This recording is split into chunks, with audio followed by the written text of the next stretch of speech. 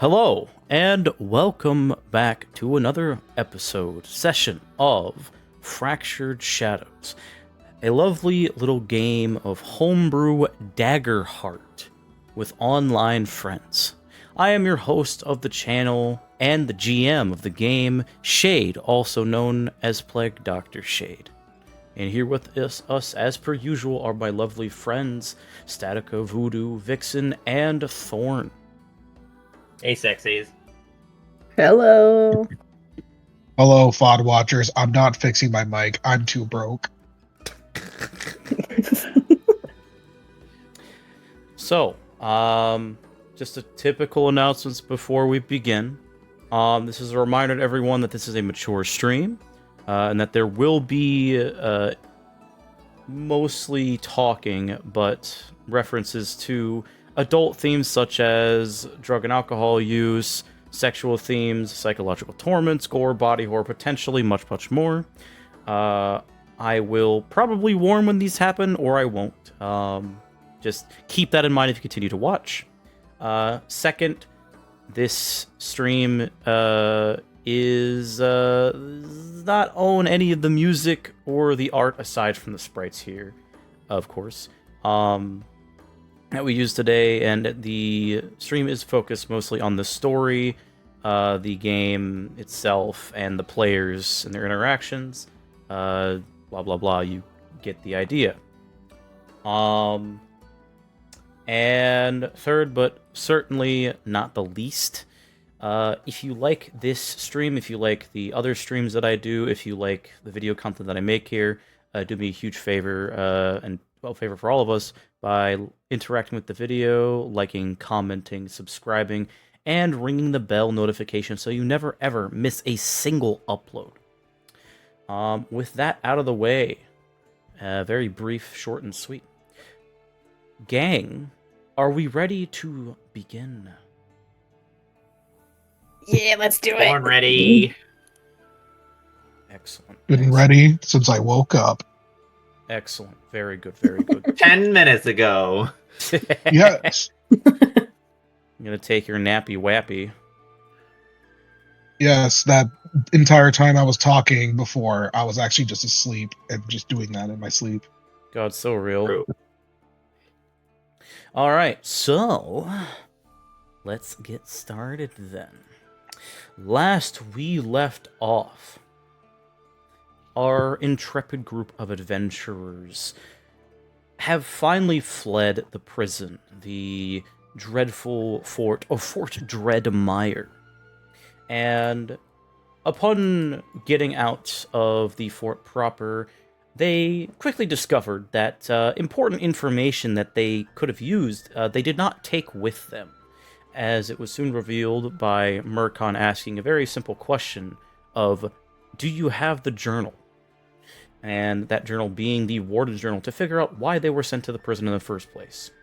Nevertheless, they continued onward to the town north of the prison, that being Silverleaf Glen, a small town that was home to the Silver Spire, and the family known as the Silverblood family.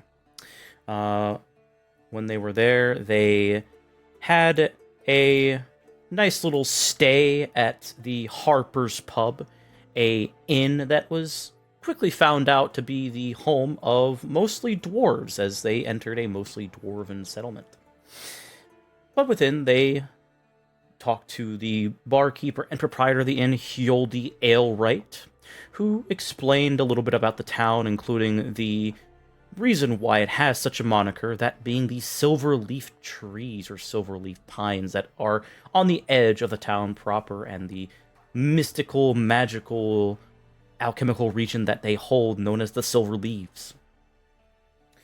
During their stay here, Marqui made a fool of himself and got a couple of laughs from the inn's denizens, making a bit of money in the process in order to afford himself a drink. Raylig made a sad sap of himself, what got a couple of pity points from not only the barkeeper who gave him a few drinks, but also gained the attention of many people at the inn. And Leo was Leo.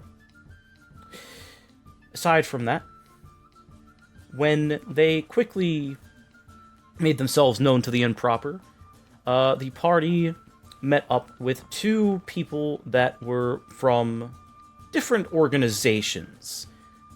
Tilly, the Infernus, i.e. this world's version of a tiefling, said that she was part of the Adventurers League and held a very specific interest in Murkon, for not just having made her laugh, but for other dubious reasons. And the other one was a Florican man named Dandy, who is a mage that works for the Manadine Institute of Arcanum Phenomena, also known as MIAP for short, or plainly known as the Institute. After spending a lovely evening with these two, with Dandy taking Leonin and Tilly taking Murkon for respective rides, and Raylig making short of his stay by telling the sad tales of his life to the denizens of the bar down below, the party was able to learn that a town to the farther side east of Zion, known as Bright Willow Haven, was essentially what is known as a free town. It was told by several individuals that the Adventurers League, the Hunters Charter, were down there and potentially looking for people who were interested in work. Murkon had an interest in finishing off some venom that he could make, missing a crucial ingredient of a venom sac, and was offered this opportunity by Tilly to potentially get ingredients from the Adventurers League. Leonin was offered a similar opportunity, more so for work, being told by Dandy about the same thing.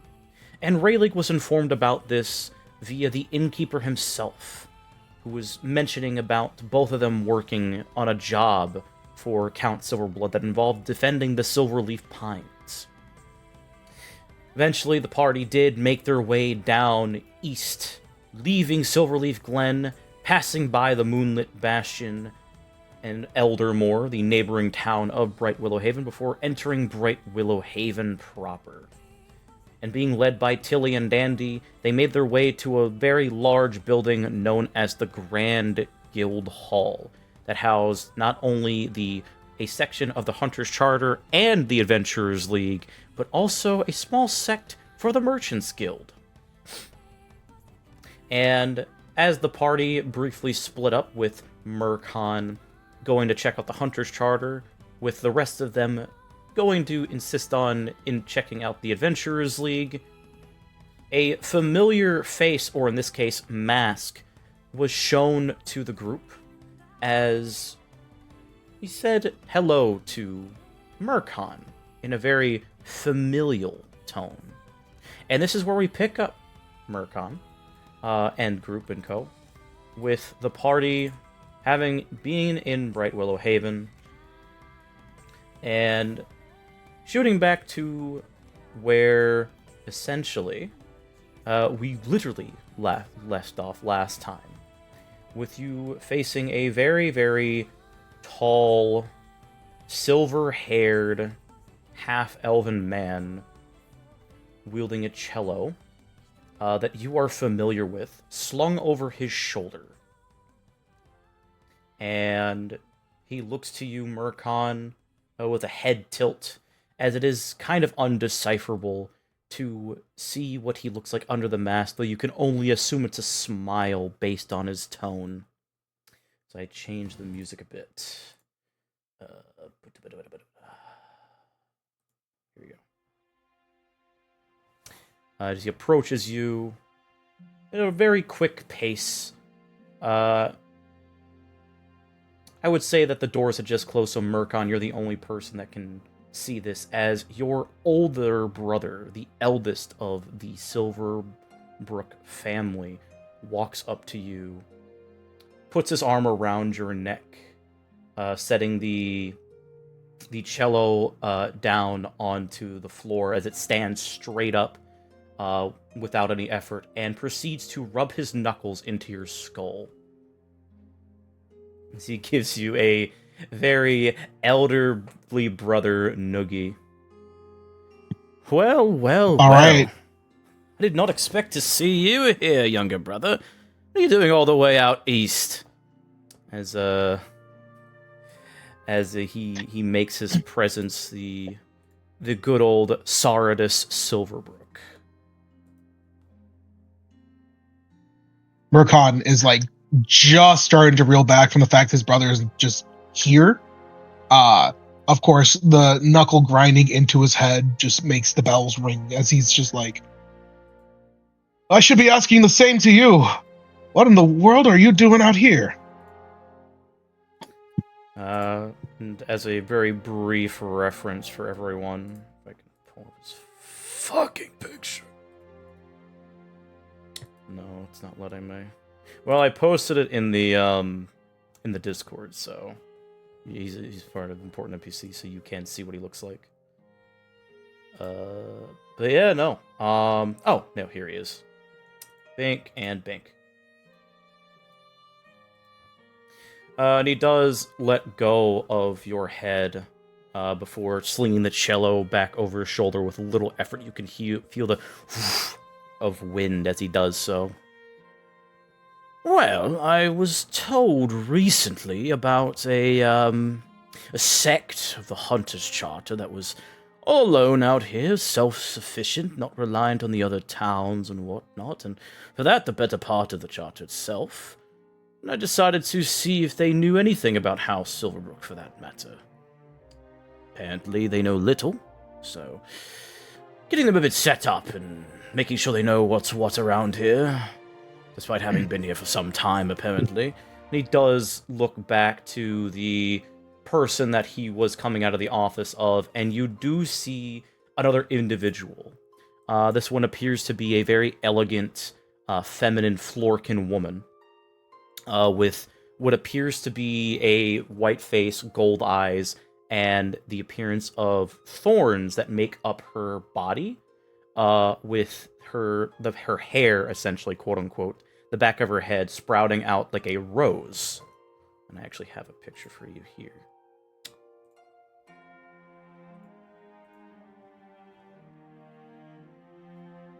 Damn! Ooh, she's Not pretty. a botanist. She's Well, so pretty. And, Murkon, you do see Saradus turn his back towards you as he, like, lines up with you. He stands about like a foot taller than you. He's one of the taller members of the Silverbrook family. And he motions to the Florkin woman. Well, I was just talking to, Miss Rose Dove here, about the whole business that she's currently dealing with, and, well, considering the circumstances, it's a bit... It's too minor for my take. I was just more so inclined about trying to make contact.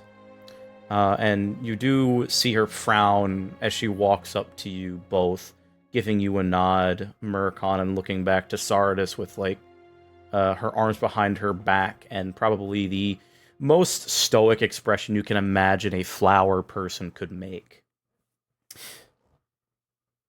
It is not that it is too little of your position, Master Silverbrook. It is just a problem that has been bothering the town for quite some time, and, well, no one seems to give a damn except for me about it, so you have to excuse me for my stern nature. And he holds up his hand defensively before he turns to you, Murkon, or she turns to you, rather, and she dips her head. I see that we have a potential hunter with us today. Who might you be, good sir?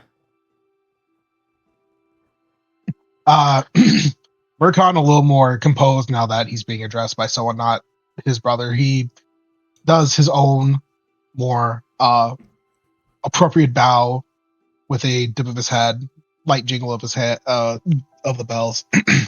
Enchanté, I am Murkon, and I myself am also a Silverbrook. She looks between you, and then back to Saradus, and then back to you, and then back to Saradus. He is standing very proud, like hands on hips, like smile gleaming, just kind of like, just waiting to see what she has to say because he knows he's got whatever he needs in the bag. And then she like steps a bit closer to you, and just uncharacteristically, unprofessionally, she takes her hand and gently like puts it to your chin as she starts to slowly move it back and forth to examine you more properly. And then she sees the white hair, and she looks at your appearance, and then she sighs. So you are part of the same family that Sir Saradis is a part of, I assume. As a matter of fact, I am. He's like kind of saying it while his face was just being grabbed. He's just like kind of sitting there. And yes, unlike him, the face is real. You immediately feel a pain on the top of your skull as Sardis smacks you upside the head. Him too? Fucking Yes. bone. That's where Leo got it from. Yeah, literally you just hear a very brief That's padded for a reason. He has played these games before. Too bad, I played a little bit more. Yeah, you could definitely say that the annoyed head smack is where you got that from, Leo, is Sardis. Hell yeah. And he, you see Sardis look back between you and then back to Rose Dove. Well, to be quite honest, not only am I more handsome, but it's kind of distinct, and that's why we look very different but similar. You can tell a Silverbrook by, well, their appearance. And he does motion to his attire, and then motions to you, Murkon. And Rose Dove looks between you again. You'll have to excuse me, sirs. I did not wish to assume that every silver-haired male that comes within my confines of this very hall, that looks pale and broody, is a Silverbrook. I'm still getting used to the concept of what a Silverbrook is, so you'll have to excuse me. And she brushes some of her hair back a bit to be a bit more professional. There wouldn't happen to be another Silverbrook you are hiding behind your luxurious hat, would there be, Mr. Murkon? I'm not that pale. Not behind my hat, but behind this door. I do have a brother as well. Another one. This first brother, he points to Sardis. Other brother, outside. I will fetch him to let him know we have an audience here and another brother here. I will be back. And he starts to turn around and walk straight to the door. He's okay. As you do, Sardis looks behind you. Wait, which one? We have! Smiles. you know who? It's gonna be Leone. It's around. Oh, you're joking, as he says jovially as he follows you outside. And as you do go outside, I'd say the party probably hasn't moved yet, or they're about to move. You hear the doors of the Charters Hall open, and you see Murkon walk out. And Leo, you know exactly who's behind him, as I described previously. But the other two, Akuji and Raylig, you see this very tall, broad elf that walks out with a very large cello that seems to be a little gilded and hefty, just like swung over his shoulder as he's like walking at the similar speed that Murkon is towards you, almost familiar. Leon was just Leonin was like in mid quit before he sees his older brother. Murkon was like mid of that conversation as soon as the door opened. He goes, I swear to God, it's him. On top of that, he's got a little bit of a boy toy going on. And he goes, oh, there he is. Turns right back to him. Oh, that didn't take long. Just like immediately we see Sardis, like, Sardis, you're here? Leo, the youngest and broodiest and most lovable bear of all, come here! And he like sweeps you up in a like one-armed hug. It is bone crushing, by the way. He does the fucking awkward side pat, because I think that's about it. Jesus, it is, I don't know. I'm Marqui. surprised to see you here. Pleasant surprise, I suppose. He does set you down. We're gonna say Voodoo? I would say Marcon's grinning, knowing fucking only Sardis gets away with crushing Leonin in a hug like that. He fucking like stares daggers at Marcon like he's gonna fucking smack the shit out of you later. He does set you down, and he sets the cello to the side as he uses it to lean forward, almost flamboyantly, like crossing one leg to the side, leaning a bit further down to get to your eye level, but not completely your eye level. And a hand on his hip, but the hand is like back in a fashion where it's like the backside of his hand is digging into his hip, and it's like fluttered out on the side. It's very awkward, almost like painful looking at you, but he seems natural at it. Well, I guess I could ask you the same thing, dear brother. Oh, brothers, plural. More so, I suppose I should be quite transparent with you both. As I said to Merkel not even a moment ago, I was told about the charter coming out to the free town of Bright Willow Haven, and I wanted to make sure that they understood how things work with House Silverbrook, that they can rely on us anytime they need to, especially when jobs are a bit more dangerous. You know, our typical compact that we have with them.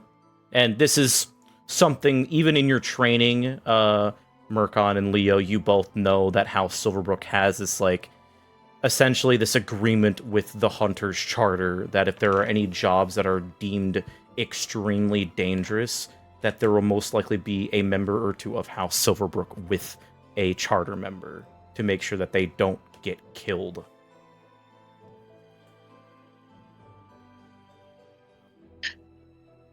Mercon kind of nods. He goes, so that's why you're here then? You're here to educate them, or is there... I mean, it's... what was her name? Rose Dove. She mentioned there was some work that needs to be done in her case, but that's all you're here for, is just to educate? A little bit. More so educate and to grant them the offer, because technically this is not... I recently learned that apparently the Charter and the League out here are independent and not part of the larger guilds, so to speak. The only actual guild that's part of that would be the Merchants Guild, and he'll motion over to where you see like the very golden gilded edges side of the guild hall. They seem to be independent, as if they're doing a test, at least that's what Rose Dove informed me about, to see if they can actually have sects that don't rely on the larger guilds. So they decided to open up shop here about several years ago now, from what I recall, and so far the test has been going well. I am acting as an envoy of sorts, and also seeking out information, so we actually know what in the hell is going on.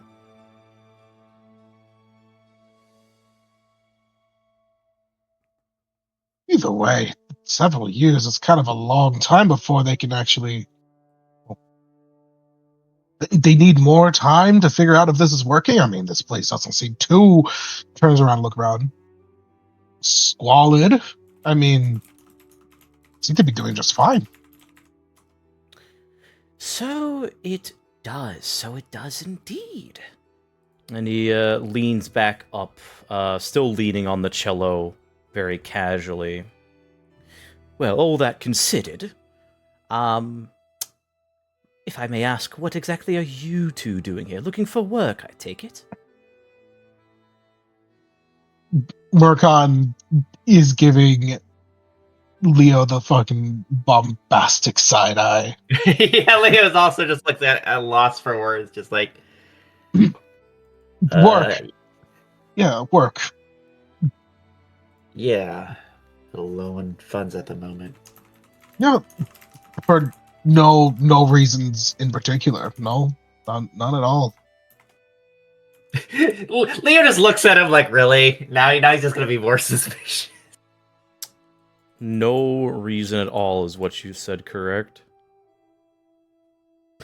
Arms crossed, like as confident as a fucking child with a broken face under a rug would have. All right, roll a presence check for me. Oh God. Leo just like puts his head, it's like face it, it's just like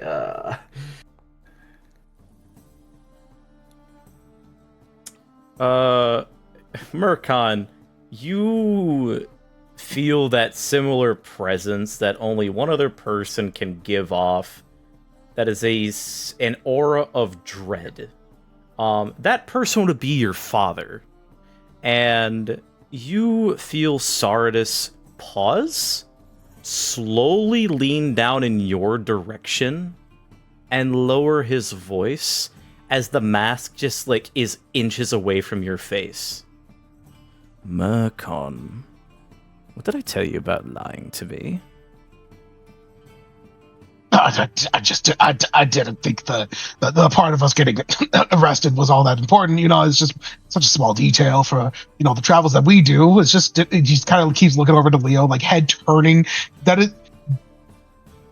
Leo has seen this look on Murkon before. This was like his first jester gig, where he almost got his head cut off by the Lord in his own banquet. Like, that is the look Murkon has on him. Leo's just like, And Leo, you feel just this, like, sudden, very stone turn as you feel Sardis' presence on you as he leans over towards you and stares you down, but you can't see his face because his whole entire face is covered by the mask. Leo.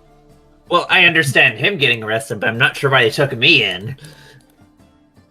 You've been the most forthright a brother could ask for, my dear Leona. Please inform me why the fuck you were arrested, if you don't mind. I would if I knew. Where did you go to Some prison? fuckers just took me in randomly. Now he's like looking at Murkon, just like, no, why the fuck were you in jail? He puts a finger to your lips, Leo, in a very, very, very familiar, over-gestured fashion, as he just like, shh. We don't need to get too loud. This is a House Silverbrook business. Come on, know your decorum like Father taught you.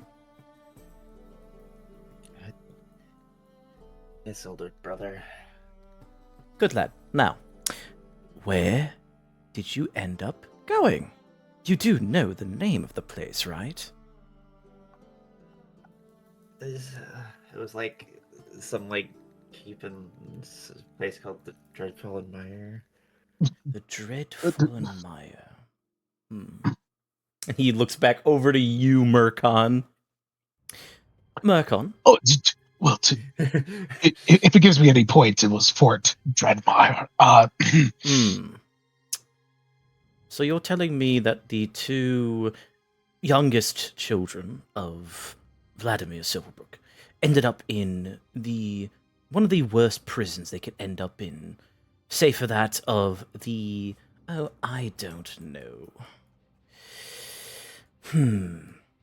The actual prison in Rhyme, I see. And you don't know why you were there to begin with, neither of you. Oh, I never said I didn't know. It quite, to be fair, it was simply a misunderstanding. You know, the whole jester work. It's a dangerous work. You know, like the work we do is just a whole different type of beast all entirely. You know, it's just. You, Times. Who had personal issues with the guard. Hmm. Right. Well, you do realize that I'm going to have to tell father about this, yes? The fucking color just what color there was just trades out of Leo's face. Just like, Oh, father doesn't know. Oh, I would have figured. I assumed he would hear about now. Perhaps, maybe we give it some time before he catches word. I mean, we don't want to I'm gonna be bore him with disowned the for same sure. detail. Leo, To- we are so fucked. That is where Leo's at right now. You two are lucky that despite my elven blood, I'm not a mage. You'll have about at least 3 weeks before I can actually get back to the main manor. You'll have some time to figure out your excuse to explain to him. Thankfully, no, he doesn't know, because I didn't know. Usually we share that common trait of knowing the same thing at the same bloody time.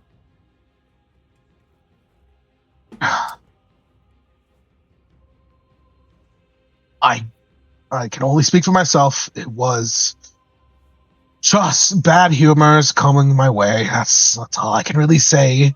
Actually, I guess I never asked Lena, what were your charges there? Told you I don't know. I wasn't lying about that. See, that's why you never talk with the guards, because you don't know anything. You gotta have a conversation. That's why me and Jericho got along so well. I Jericho, talked my case. I don't talk with the guards because they piss me off. you said Jericho. Why does that That name is- sound so familiar? It's not my fault you know them so well. This wouldn't happen to be the same Jericho that was transferred not too terribly long ago from... Oh, damn it, I don't remember the name of the town off the top of my head. He was transferred from somewhere in Zion, that's what I recall.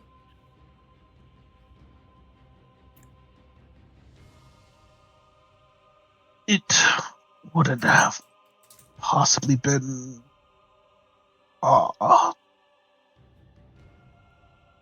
not Londor, not Gold Dusk. Perhaps he's like, I have no clue. I'm not going to lie, brother. He was most of his rebuttals were fist and wall slams. I Kind of see. just shrugs. You do have a very common habit of mouthing off at the wrong time, Murkon. Regardless, I'll look into it to see why you were arrested. Ask around about some troublesome young Silverbrooks being a bit too big for their britches.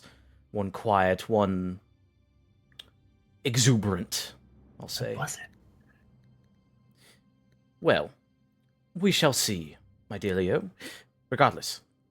Point is that I'm still going to have to tell the old man about this, and you best expect he'll want something to help clear your names if it does happen that you just so happen to be wanted within Zion soon enough. I'm imagining I'll see them within the next day or so when I travel back. Dreadful thing to see.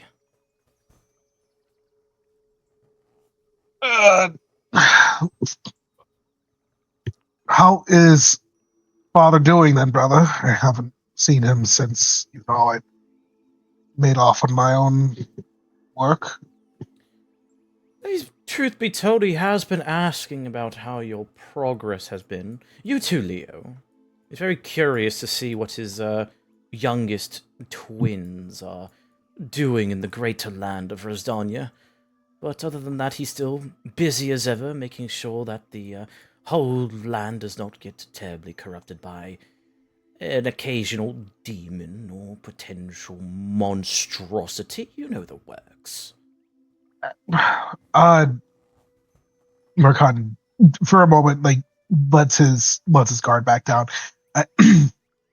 Sardis, there is something I'm sure that I'm unaware, but and he'll kind of look back towards the others in the group before, like back to Leo, like the look a lot different for Leo than the other group.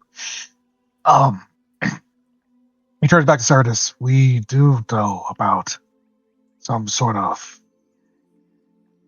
movement happening with the Dreadfall and Mire. Some sort of curse and some sort of invasion in the swamp. I'm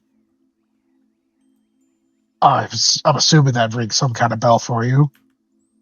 He tilts his head to the side. It's not the... Is this by chance the efforts of beating back the swamp that you're mentioning? That invasion that they speak of? Something like that. Something with the swamp. I was too busy leaving. Right. No. I do believe that it's just the forces of the swamp being mysterious and not mapped out by the Greater Rasdanyan military, you know, the White Lions. They're more so fearful of what lies within, but to me, it's just a swamp. It's probably just a bunch of jargon and, well, for the better part, just a bunch of bullshit, if I was you. Haven't explored it because it's the last couple expeditions that I know of, at least, that were made public, did not return. As to the reason why, that is yet to be known. So unfortunately, I do not know a whole lot on that subject. Sorry. Murkon kind of has a bit of an odder look, just like a little more puzzled, but he does nod to himself, just kind of looking away for a second, but then he goes, right, swamps are something else sometimes. I heard that from our studies. Well,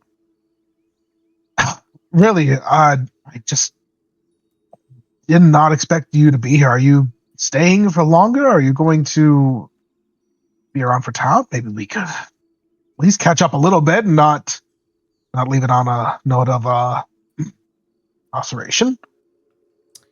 He rubs the back of his head awkwardly as he does lean his head back. He's like, about that. I am still technically on the job. I finished up my business with Rose Dove here, but I could send in a very quick word about your being here and whatnot. So I could do that, but I'm afraid I can't stay for long because I have to be leaving in the next couple hours or so I don't have a lot of time. But it was good to see you two again, albeit short. Likewise, brother. That was, all things considered, a welcome surprise. Indeed. Try not to get yourself into too much trouble while you're here, yes? Considering that, it is a free city, one of the few that's in this damned region, at least. The laws are a bit different in the rest of Zion for that, Rasdanya, for that matter. So try not to piss too many people off with your mouth, Murkon. I can frankly say I'm in much better crowds here than I would be in the other places that you can't stop stuff. I'll do my best. Of course, I know you will. You're Silverrook, for God's sake. May as well act like it. And he will pat you on the head, and walk over to you, Leo, give your shoulder just a gentle rub as he puts his head down towards yours. Make sure he doesn't do anything stupid, yeah? Yeah. Wonderful. It's just utter despair on Leo's face right now. Wonderful. Love you, Leo. Stay safe. And he'll kneel down and proceed to scrunch up Angel's face and play with him like he's a dog. Angel, it's so good to see you again. It's so nice to see that you've grown so big. Wonderful, simply wonderful. I am assuming Leo has fed you quite well, yes? He'll push his head back down as he gets a lick to the mask, which almost pushes it up, but he quickly pulls it back down. And he'll look to you, Murkon. Well then, I will quickly go and talk to Rose Dove, and I will see myself out. Love you both. Just wait here a moment. And he will quickly walk back into the Hunter's Charter a few minutes later, and very flourish, he walks back out and gives you a wave as he walks out the door of the Grand Guild Hall. Leo just looks at Mercado and is like, that's it. We are screwed. We can find some kind of excuse by the end of it. I mean, I'm sure he won't find ways to shorten our time either way, so... Rayleigh. Mm-hmm. Go ahead and roll a knowledge roll for me, with using that little feature of yours, since this is about a person. Okay. Which is advantage. Yes. Okay. So, Rayleigh, you already know about the Silverbrooks. You have heard tales of a very renowned member of their bloodline that is a full elf. And you know that this is also the eldest of the Silverbrook family and the head of the family's, essentially his pupil. You now know what his name is, but you simply know him as one thing. Or rather, two things. He goes by many names, but he's most commonly referred to as Demon's Bane, or in this case, the Demon Slayer. And that is the extent of your knowledge.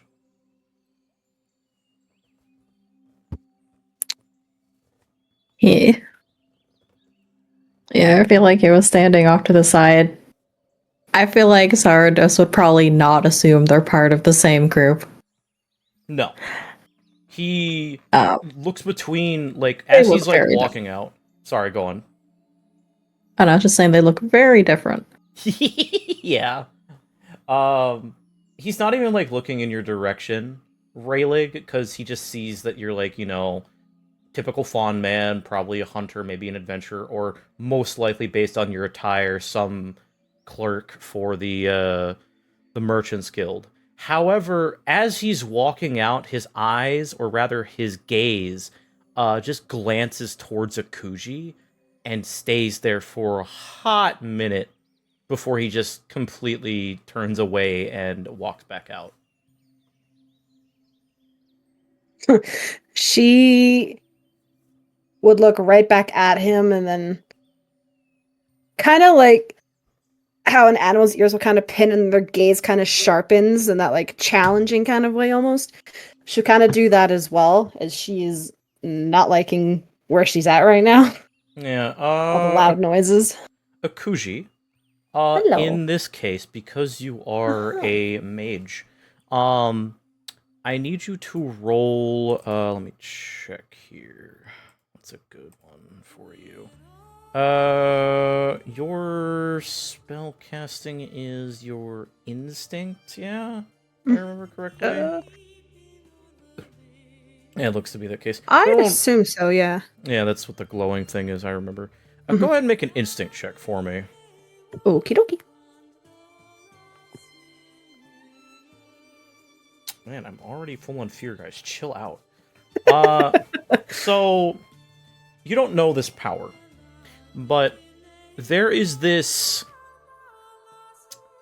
The one single word that comes to mind is dread. When he stares at you for a long while. And you can just feel this intense aura, like, perpetuate itself around him as he, like, glances at you, slings his cello, which you've seen before, over his shoulder, and then grip it a little tighter, and you feel that energy, that menacing energy just pulse towards you. That is a powerful man right there. You do not want to fuck with him. This is a predator staring at another predator and saying, "If you fuck with me, you're going to die," type energy. Feeling that feeling kind of increase, she will kind of give raise her lips a little bit in like a low growl, kind of almost like showing off like her weapons, quote unquote, so to speak. But she doesn't move. If anything, she'll take maybe like a little shimmy back, but she won't really move at all from where she's standing. As you snarl at Sardis, you see his hand get really tight on the base of the cello, and you hear it creak, and you swear you can see a vein going from his forearm all the way up to his bicep just get larger as he essentially flexes, saying he will not hesitate before he walks out the door.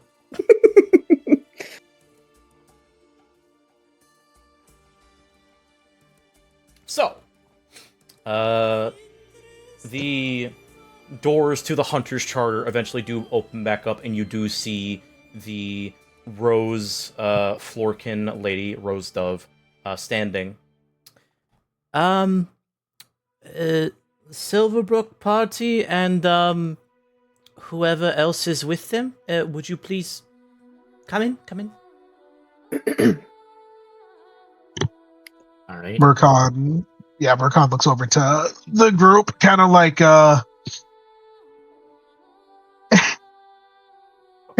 there's a look in his eyes. You can't really, like, pinpoint it, but, like, he looks to Rayleigh, and then, like, slowly looks over to, Ogren, looks over to, words. Ogren. Ogren, wow, yeah. And, looking over to, Akuji especially, and just kind of like turns back and does like the like deep exhale, like face puff, just kind of like, oh, yeah, they are. It just goes in. Leo follows. Akuji will stare at the door for like an extra minute before she kind of snaps back to the voice and follows in Mercon, Leonin, and Relig. Mercon will look back at Kukuji's just like, the door's not going to bite you. Come on. Knowing our luck, maybe it might. Are they saying that in front of her? That Mercon says it to like the hesitating Akuji, just being like, the door's not going to bite you. Come on. Oh. It's not the door I'm worried about. And then she'll just go in. She is tense as fuck. Okay. So, and Rayleigh, I'm assuming you're following it as well. Yep, he would have followed behind Mercon. Excellent. All right. So as you come in, you basically see what Mercon saw last session. You see essentially what kind of looks like a semi-office, semi-like lounge. As you see, like there's a front desk, and the entire side of this is clearly there's wood that was put over stone, as if to kind of reinforce something or to create a different atmosphere. As it's much darker in here. The wood is dark colored, and you can see that on the left there is a like lounge area where you see a couple of hunters that are dressed similarly to the Silverbrooks, mostly in dark attire, but nothing as flamboyant as them. More so rags, the masks over the face, tricorn hats, essentially what you would see in Bloodborne. Yes, that's the joke. Good stuff. And you see a couple of them, like, eyeing you curiously, with many of them looking at Akuji for a very good reason. And on the right side, you do see a set of two separate offices with windows on them, and in the back, you see a larger office. where it just, you can see in like very simple silver gilded letters, Hunt Master's office. And as you come in, the doors close behind you, and Rose Dove leans on the back of the front desk with her arms delicately placed in front of him, her legs crossed, and she looks between each of you. So, I am assuming that all of you are all of you members of House Silverbrook, or are just you two? And she Just points. us. Just us, just us. He does like that, like the hand, like almost like he's saying, like, "Don't worry, it's just us." Very well. And you, other Silverbrooks, what might your name be? And she looks at you, Leo. It's Leonin. Leonin Silverbrook. Very good. And you, Sir Fawn, if I may know your name. Raylig. Is there a surname with that? Keith. Raylig Keith. She clearly doesn't know who you are, as she turns her face towards Akuji. And finally, before I ask your name, dear, this is a very important question. Are you a gnoll that has gotten some sort of advanced treatment and has ascended, so to speak, or are you a hyenakin? Hyena day, as it properly is called, but never know. Mercon is stone turning, staring at Akuji. I can just hear like a stone grind as he just turns to face her, like, don't fuck this up. Akuji looks at her and she thinks for a second as if she's trying to remember what the fuck she was. Or is, sorry. Hyena. Ah, a hyena day. Very well. And she, like, snaps her fingers. You can stop staring, everyone! And you just hear as everyone just adjusts their seats. Stone turns back into place. And she gives you a very warm smile. It is proper knowledge to know Miss Akuji. Sorry, you didn't say your name yet. It is proper knowledge to know. I'll cut that out. It is proper knowledge to understand, madam, that we do accept gnolls that have ascended, so to speak, from their primal way of thinking, but you need to know that sometimes it is often mistaken that gnolls and hyena day are very different. I'm sure you know this. Akuji, this is news to you. She has that weird, like, I don't know what the fuck you're talking about look on her face. She's trying to follow, but her eyes are too busy looking everywhere in this room. She's not as stiff as before, given the darker environment and how calmly she's talking. But she's still, like, on edge, and she still does not know what's happening. Okay. She waves her hand in front of you to get your attention. She will, like, snap her head to look back at her. My dear, you seem to be a bit lost for words. What is your name? Akuji. Akuji. Very beautiful name. And if I may ask, Sir Silverbrooks and Mr. Keith and Miss Akuji, where do you hail from, starting with the Silverbrooks? I must note this down for future reference just in case. And she whips out a hand, whoosh, over to part of her desk as she retracts it, and you see a little notebook in her hand. And she snaps a finger as a pen floats into her palm. And she opens the book, looks at each of you, starting with the Silverbrooks.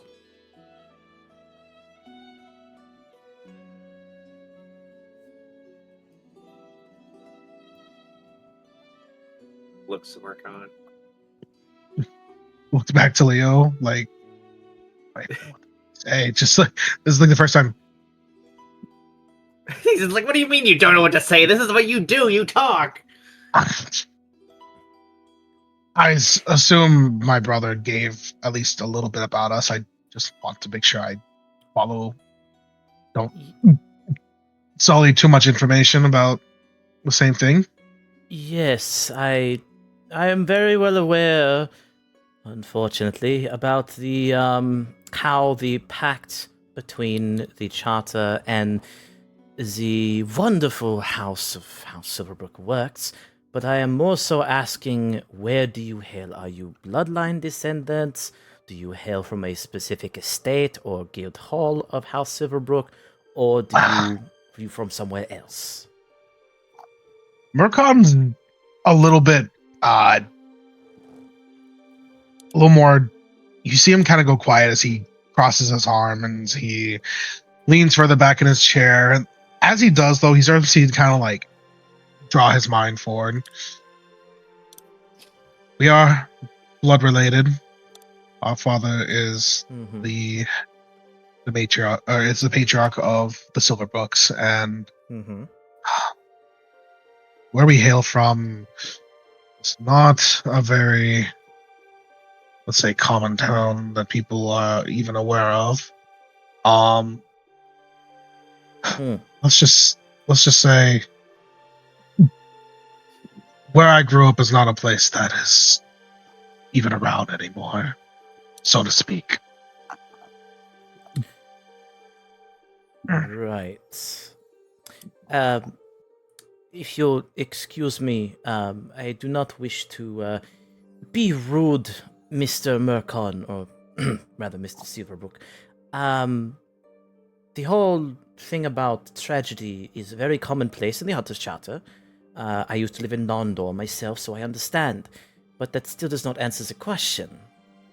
Town that has gone or not, destroyed by war, in the wasteland, for instance, I still need to know, so if you don't wish to say which town, just tell me which estate from the Silverbrook family you hail from, and that will be good enough. Is that good enough for you? Me outside of it, trying to find the goddamn town. If you are looking for the town, I will ping it on the map.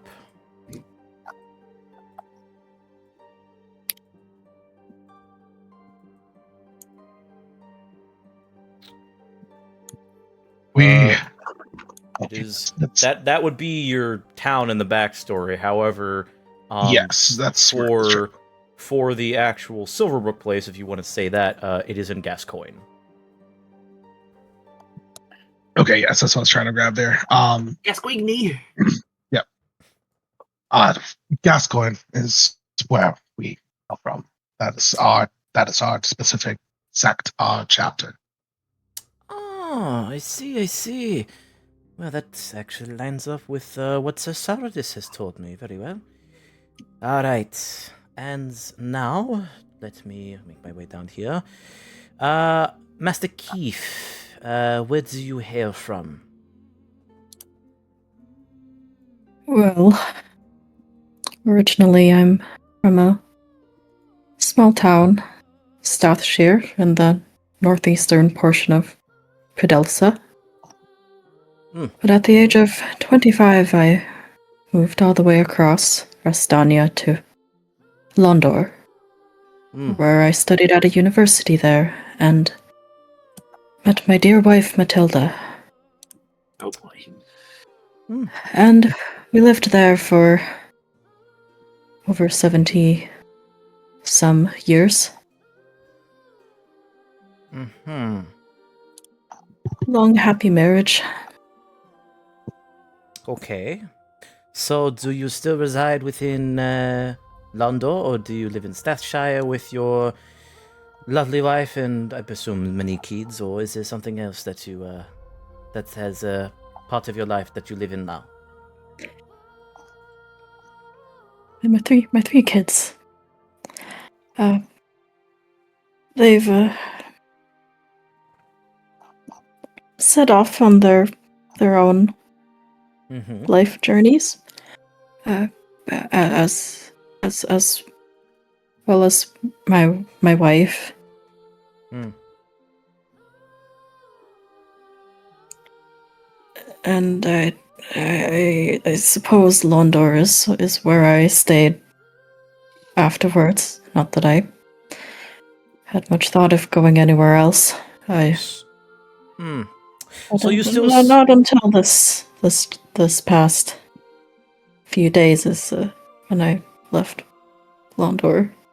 He's like he's trying to keep it together. He's trying not to get all savvy. make a presence check. Leo just looks at the woman like, you have no idea what you've unleashed. But it's just like, her mentioning like, oh yeah, you were with your wife and your kids, right? I bet they love you. So you do gain Yeah. a hope.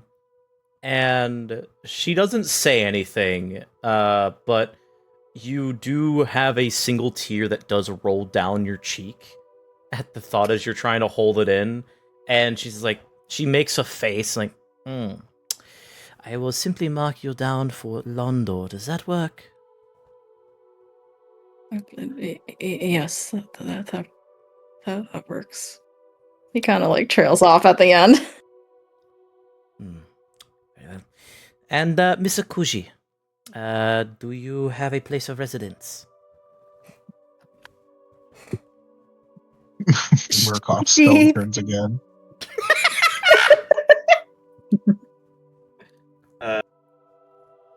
She thinks for a moment, and for like a second, as she's trying to think, the runes on her body seem to kind of like glow a little bit, but then quickly subside almost as soon as they happen. As she shakes her head, no. So I shall mark you down as a wayfarer. Very well. All right. So What is a wayfarer?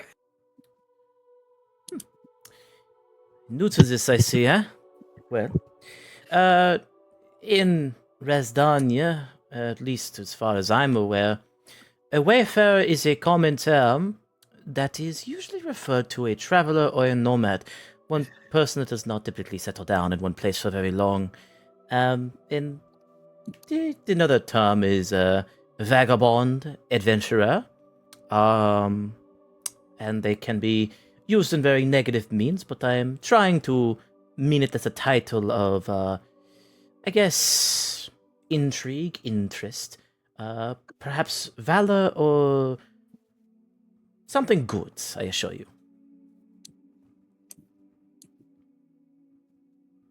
She just blinks as she nods along, but she's clearly not quite getting it, but she just nods. Okay. Very well, very well. And I may ask one more thing, just to be sure, because I have to make sure to notice down that you are all new here in at least this city's charter. Excuse me, Jesus. Are you joining the Hunter's Charter, or are you simply seeking out work with us? I'm assuming that would be a no from you two, Mr. Silverbrooks.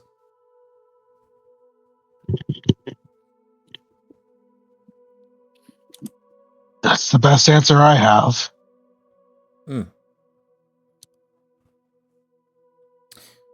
She looks at you, Leo. Yeah, what Marqui said. There you go. And Mr. Keefe, are you joining the Hunter's Charter today? Just looking for work. My funds are running rather thin. Not that it is common around this part of Zion, but there's never a shortage of work. And, Miss Akuji, are you joining the charter? She still has this painted face of just confusion, but she points a hand to Raylig. I'm guessing just what he said. Work it is. Well, and she smiles to you, Akuji, finding potentially a new recruit. If the work is suitable to your interests, Miss Akuji, then perhaps I'd be able to persuade you to join the Hunter's Charter. But as of now, that is all the basics. Welcome to the Hunter's Charter of Bright Willow Haven. I am Rosedove of Londor, your humble but ever valiant Hunt Master. It is a pleasure to meet all of you, and I also regret to inform you that unfortunately, due to some unpredicted events that I did not expect, we are currently not have any jobs that are local available right now. And you can tell that based on the way she's saying that and her general expression and appearance that this is something that's annoying her. As if she's said this multiple times to multiple people before. I'm sure she's seen it before, but Murkon just kind of like grimaces and he just kind of like, God, okay. Looks already kind of like looking off to the side, almost closer to the door as he's thinking about what Tilly has told him before.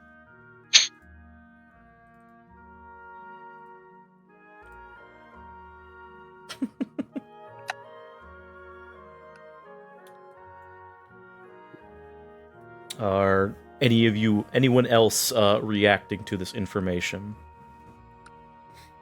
Leo is just like looking, also just like, I guess that explains certain things. And are you saying this out loud?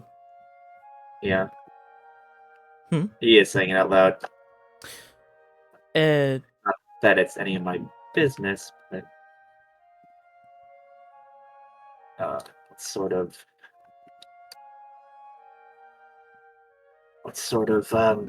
situation is causing this job shortage? well, we have a new influx of hunters. And they are looking to not just necessarily make a name for themselves, but we are also trying to figure out a way to, as you say, test their waters to see if they're actually up to snuff, if they're actually worthy of being a hunter. You Silverbrooks, based on what I was told, definitely know your stuff. You have faced many dangers before, and the problem is that it's not necessarily a shortage of jobs. It's just one specific job in particular that we cannot put out that has been a problem for the locale. And I have made it very apparent that this is something that needs to be taken care of, but the mayor of the town does not agree. I want to put the bounty out. The Merchants Guild is more than happy to provide the actual payment for the bounty done, and it should be all good and dandy, but it's not. It's very tedious at best. I see. And she goes over behind the desk to put the journal away. You didn't happen to, just out of curiosity, when you came into town, you did not hear a bear, did you? A bear, huh? No.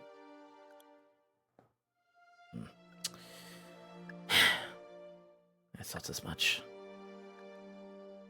Well, this is gonna be harder to try and convince them then if I wish to see if I can get rid of it or not.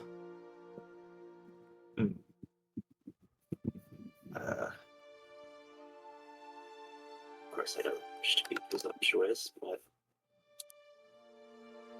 I do have some knowledge of beasts due to my training. Is there any report on what type of bear this would be? It is, from what witnesses have described about this bear, it is a bear that has several scars upon it, possibly a weapon or two sticking out of its hide. Those are just the rumors. But it is unknowingly aggressive, very large, so we think it might be a grizzly. It is local to the forest, and it has been told to attack, from what we have gathered based on information, it has been known to attack newcomers, especially outsiders, with one death so far. And it is it has become a problem because it's becoming a bit more aggressive and attacking more people. So it is good to know that when you entered the town, you did not encounter this. And you do hear Ogren, finally, who's been quiet the entire time, as he's like stretching around. It sounds like a really grisly situation. Liz just like looks at him, just like, yeah. What? And no shortage of terms, I suppose. They're acting overly aggressive. Could something be triggering attack that way, or? That's the thing. We have not been able to send hunters there to actually investigate to see if it's worthy of hunting or moving, as that is partially our job as well, if it is an animal, because the mayor has forbidden us from making a proper contract to do the job. If the hunter does not have the work, they do not do the job. As simple as that.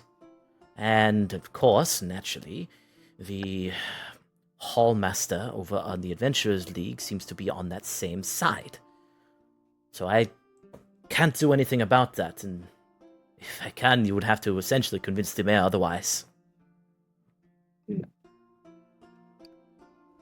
Wouldn't having a bear harassing people coming to town affect the economy here? Surely the mayor would care about that. That is a great point. I am as in the dark about that as you are, Mr. Keefe. I wish I knew more, but apparently according to the mayor and to Master Windblade across the hall, it is not worth the resources to look into, simply because the attacks are so far and in between that they are categorized as accidents and mishandling of, well, people not handling themselves appropriately while they're in the forest. I do not think that is the case, so... But I've been down this road before in conversation with both Windblade and the mayor, and it always leads back to the same thing. Not lack of resources, but wasteful resources. We have the resources, they just don't want to deal with the damn thing. So I do not know much aside from that, I'm afraid. How odd. You're telling me.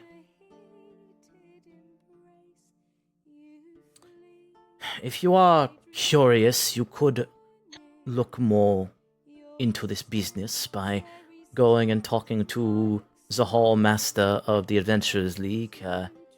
He goes by Sebastian Windblade. Should get his attention. If it helps, he is a wind elementary. The equivalent of a genasi, by the way.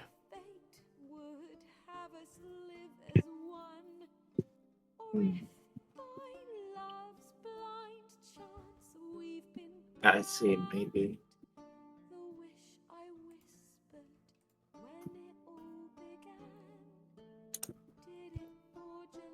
Not realizing he's thinking out loud, Rillick kind of just like mutters to himself.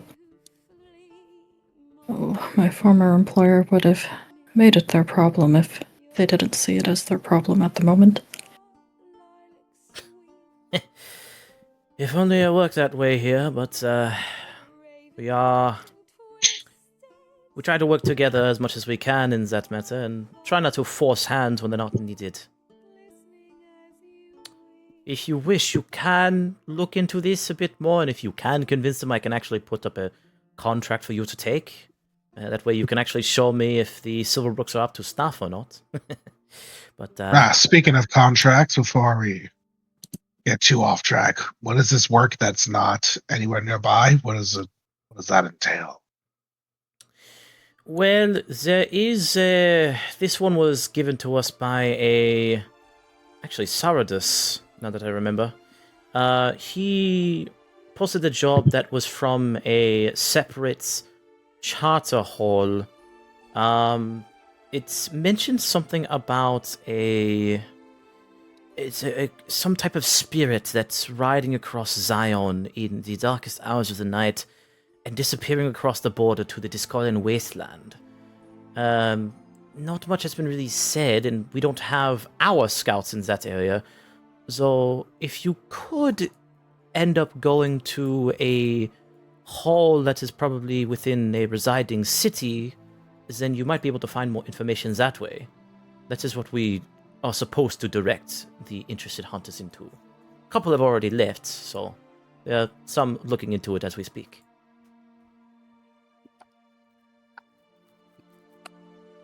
So what you're saying is either we go to do work with someone else or we go to do work for someone else. That's the options you're laying out to us. She puts a hand on her face as she sighs. Like I said, if you can somehow manage the situation by convincing either that stubborn bastard over there in the League to convince the mayor, and convince the mayor itself to actually get the contract out for the bear, you could take that job if I give it, if you're able to convince him. Now, the job is yours at that rate. You put in the work to actually get that out of that. You can tell that she's like stammering a bit, not wanting to lose the service.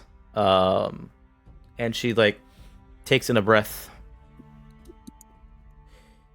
If you can convince those two to let your group here deal with the threat in the woods, the job is yours.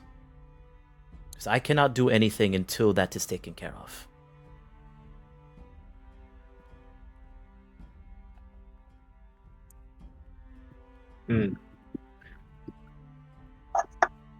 Mercon leans back in his seat and just kind of arms crossed, and he goes,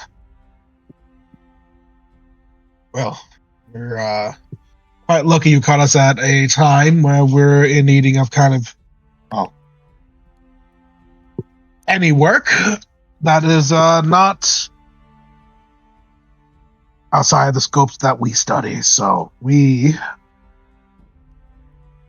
will think about that and let you know if anything turns up there. Right. Well, I appreciate that you're willing to help out in that regard.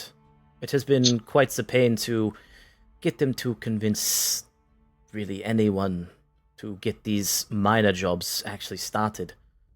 Either tales or nonsense that they think of. So hopefully we can actually get some work for the hunters that are eager, willing to bite, so to speak. One thing. Hmm? There's more things there's something we need for our work, and that is something that makes our work easier. That is all we ever ask for. That is all the Silverbrooks look for. If we manage to get you this job, and we will, some way or another, I have confidence in that, we're going to need more than just gold to kind of recompense a lot of what we do. Considering we are going to be dealing with the Adventurings League, who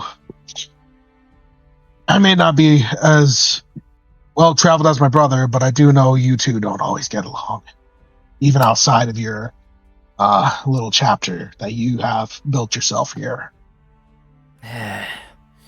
Yes, apparently, even without the oversight of the larger organizations here, apparently there is still that animosity towards hunters versus adventurers. It's so silly, but Sebastian is he's one of the old blood. He is he's the person who founded that chapter that is part of that side of the league. So I wouldn't be surprised at all if there are some unfounded bad blood between the hunters and the league itself. How much of that could Mercon kind of understand? Make a knowledge check. Can I use my Monster Hunter experience? Post it for me again. Let me see. The way that it's worded will determine if you can or not. Oh, it's not as clear. I didn't even think about that, but yeah, go ahead. Tracking a hunt, learning its weakness, lore, and studying their net. No, this is specifically towards actually hunting monsters. Yeah, okay, that's fair. I'll just roll. Okay. So what exactly are you trying to find out again? If I may ask. He's trying to understand kind of the historical differences that's led to like the Adventurers League and the Hunters Charter to kind of have a lot of just like shoulders rubbing and a little bit of bad blood between them. So, from your training in the Silverbrooks, you remember reading essentially like a history book that was kind of forced on you by Vladimir, your father, as part of your training to understand essentially the compact that the Silverbrooks have with the Hunters Charter, and to why you guys work very closely together. And in that, you know that the reason for the beef between the Adventurers League and the Hunters Charter is because of overlapping jobs, and this causing a rift between the original founders of the Hunters Charter and the Adventurers League, which kind of led to just a beef between adventurers and hunters. As hunters typically deal with monsters, and the League deals with things like bandits or stolen items, or, typical stuff that adventurers would, be wary of. But with that rift, it's also because jobs for monster hunting are also put in the Adventurers League despite the specialty with the Hunters Charter. Mm-hmm. And it pisses a lot of them off. Because, like, hey, this is what we do here. Why aren't we getting those jobs in return? And in that turn, it really forces hunters and adventurers to constantly either work together, become part of both organizations, or become higher pays for certain jobs due to either the specialization or just that scrutiny, and which essentially leads to job security. Okay. If that makes sense. With that knowledge, Mercon kind of leans back in his seat before he kind of like stands himself up. He seems pretty set to already kind of get moving. And he goes, well, the sooner I figure out what is going on with their old heads, the sooner I'll be able to get them to, be a little more friendly at least. But might I add, the more you study around this area, the better you'll find ways to cut up the work between you two. That's kind of what I can imagine is probably what's going to be his biggest gripe. So, as far as I'm aware, that hasn't been a gripe with him specifically, but I could be wrong. You would be surprised. But Mercon then kind of looks back to the group and he goes, well, I don't have any more questions. I have a goal to do, so if you all have something you need here, you can stay. Otherwise, I'll make my way to the League. Rose does Dove does look to the three of you if you have anything you want to ask. Leo is still deep in thought about that bear. He like has that fucking like meme image of the woman with like the math around her, trying to figure out why a bear would act like this. Okay. Why are you bleeding? Raylig Akuji. Nope. Akuji's just kind of sitting there like that one Arthur Morgan meme where there's like a bunch where he's kind of like squinting, just listening, trying to understand what's happening. But she's just kind of going along with it. Oh, no. My fuck, that's so funny, dude. She doesn't know what the fuck she's doing here, what she's doing. She's just trying to understand. Oh, I get it. I don't get it. I don't understand. Literally. This poor creature. Hold on, I think I know which one you're talking about. I get it. Let me check. Is it that one, Vixen? That's a good one. Oh my god. Pretty much. That's awesome. Alright, cool. Oh lord. She does look to the both of you, Akuji and Raylig, and then looks back towards Leo. Well, if there are no other questions for me, it was a pleasure to meet all of you. I do hope that you are able to remedy the situation and find a way to deal with the bear when hopefully the job does get printed out. Otherwise, I will leave you to your own devices. Until then. And she stands up from the front desk and proceeds to walk back to the back office where the Huntmaster logo is, and you hear a door shut.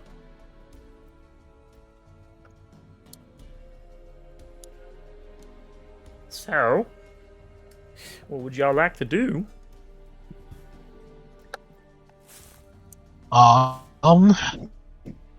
Marqui will kind of make his way out to start making his way to the League.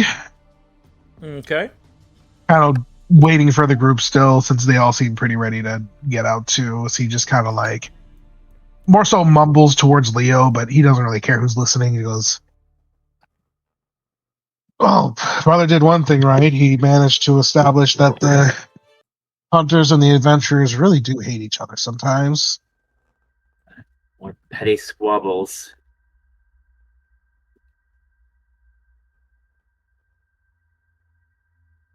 Well, if someone ate where you shit and you shat where they ate, you're going to find some sort of disagreement between them. You and your metaphors. But cooking that one up for a minute. You do hear Ogren pipe back up as he is on the other side of Leo, and he does look briefly to your direction.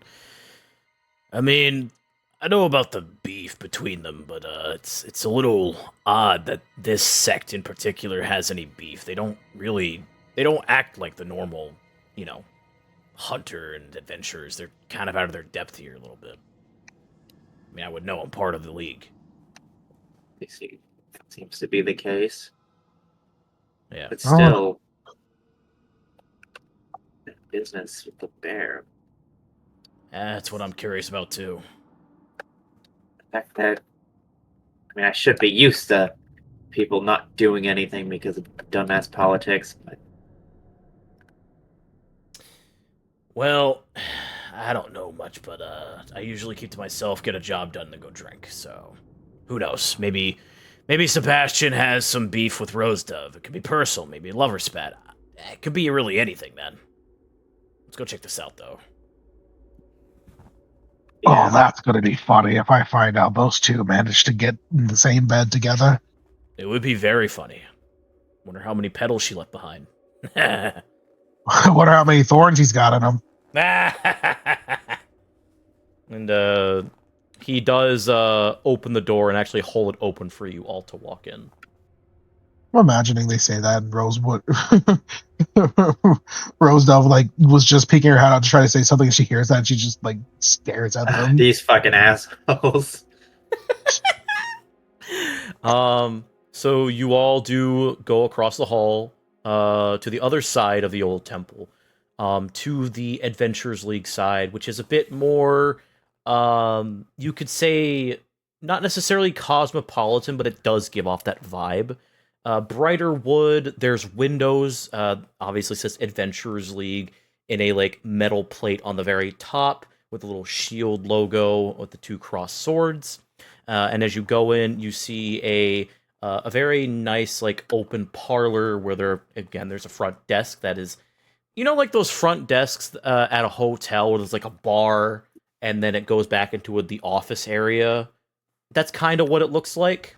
And then off to the left side, you see, like, a very large parlor that separates into 2 separate rooms. One is a lounge, and the other one, you can smell food in that direction. It does smell like a kitchen of sorts. Give me one moment. Okay, cool. Hello, music. What happened? There we go. And as you walk in, you do see a person at the front desk. It is a Qatari man, which is a cat person. Think of Khajiit. And he does look in your direction, between both of you, Leo and Murkon, and then to Akuji and Raylig. Well, I was not expecting anyone new to come in. And he looks down. Oh, well, if it's an old smelly and drunk, how you doing there, buddy? Fuck off. Same as usual, I see. Well, welcome to the Adventurers League of Bright Willow Haven. You may call me... As I think of a fucking name. You may call me Flan. Pleasure's mine. Flan as in, like, F-A-L-N. Or F-L-A-N, rather. Pleasure. Now, what can I do you for?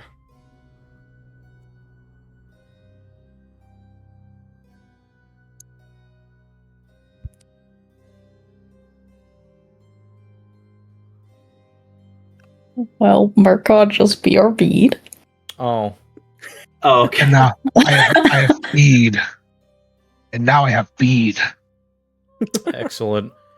Did you catch any of that?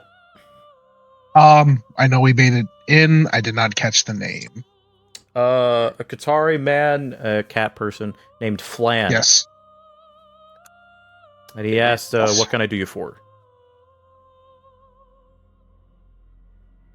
Well, we came here to do some work. It's a matter of fact. Kind of looks around their space for a second. She's like, you wouldn't happen to know where a Tilly and Dandy went off, would you? Oh, Tilly and Dandy, last time I saw them, they're currently in the dining hall having some good old lunch. Are you looking for them in particular, or are you wanting to get straight to work? Well, we'd like to go see them. However, there's just someone we're trying to look to speak with. Sure. Something. You know, your captain leader here, the silver. What's his name off the top of my head? You speaking of Windblade, was it? You're speaking of the hall master. That's the one. Right. Do you have an appointment with Senor Windblade? I'm sure when he hears the name Silverbrook, he'll probably want to at least see if he can find some time for us. Is this a immediate appointment that you're looking for? I can go fetch him. I believe he's currently upstairs in his office.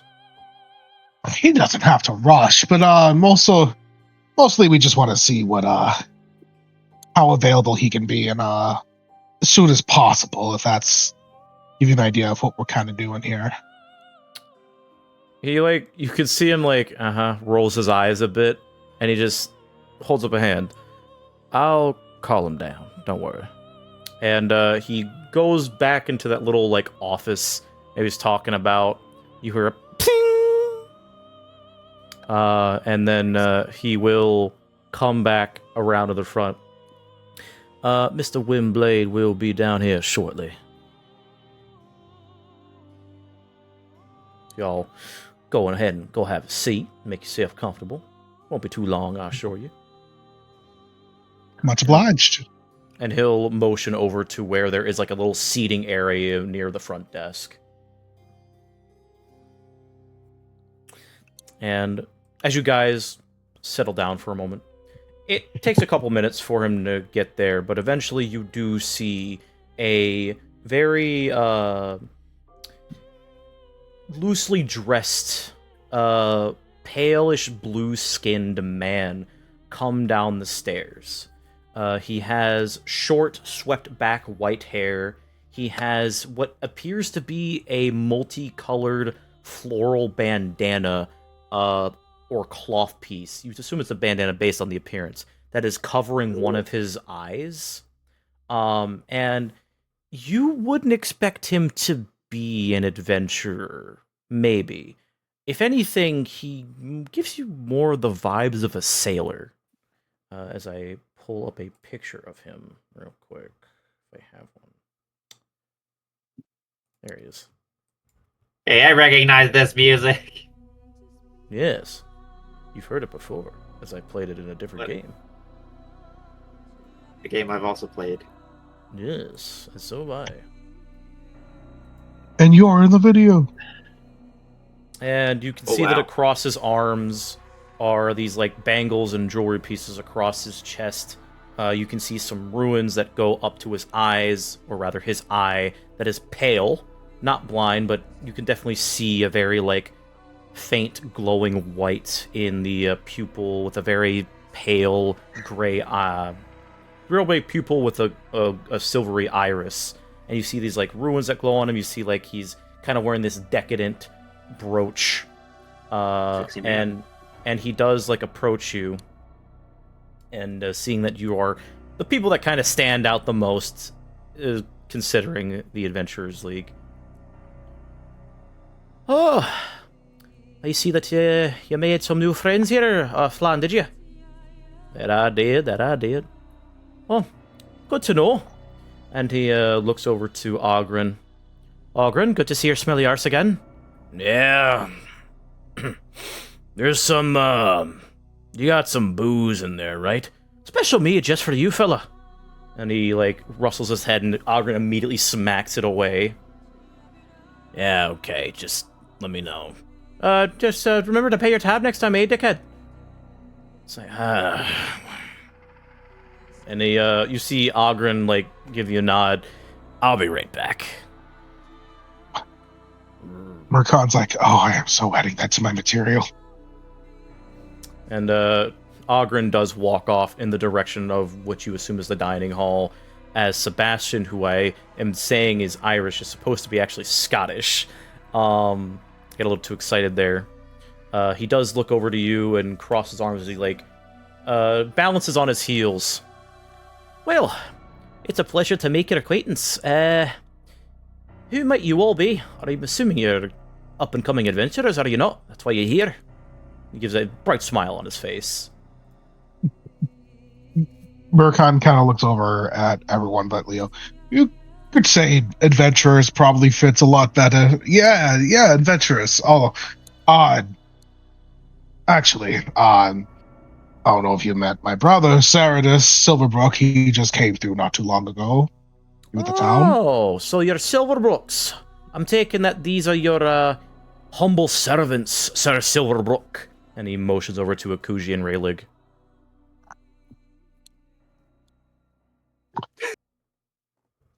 Raylig is visibly counting the 5 coins he has left. Mercon Lord. No. Murkott's gonna hit them with the bombastic Shrek side eye. Just people we met on the way here.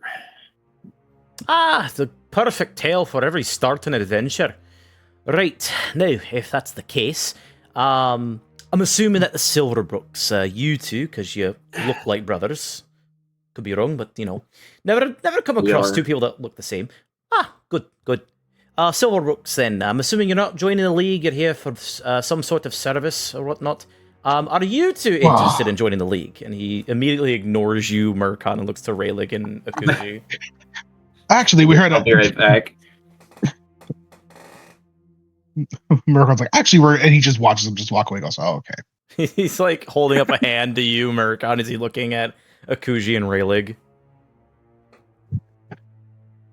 Well, truthfully, I did a bit of adventuring some 60 plus years ago at this point. Never did join the League, though. It was more my wife at the time who took the liking to the adventuring lifestyle. And how old are you right now, if I may ask, Mr. Fawn? 99.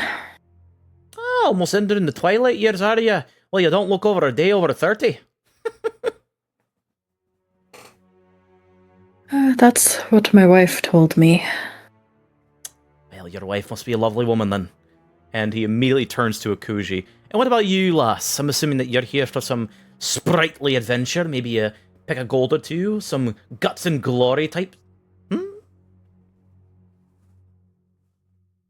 He is staring at his runes on his body. But after a second, she looks up and realizes that he's talking to her. He... Seeing you stare, he doesn't say anything. He just winks. And he has his hands behind his back. Well? She doesn't know what the wink means, so she's trying to fit in. She winks back. Oh, God. You, And you see him chuckle. Well, that can be time for later. I just met you. So, are you interested in joining the League, lass? You said guts. I'm all in. Ah, so you're one of the ravenous sorts. I like that. Like that in a, not just any type of person, but a lass like yourself. Wonderful. Wonderful. Excellent. Now, Mr. Silverbrook, what were you going to say?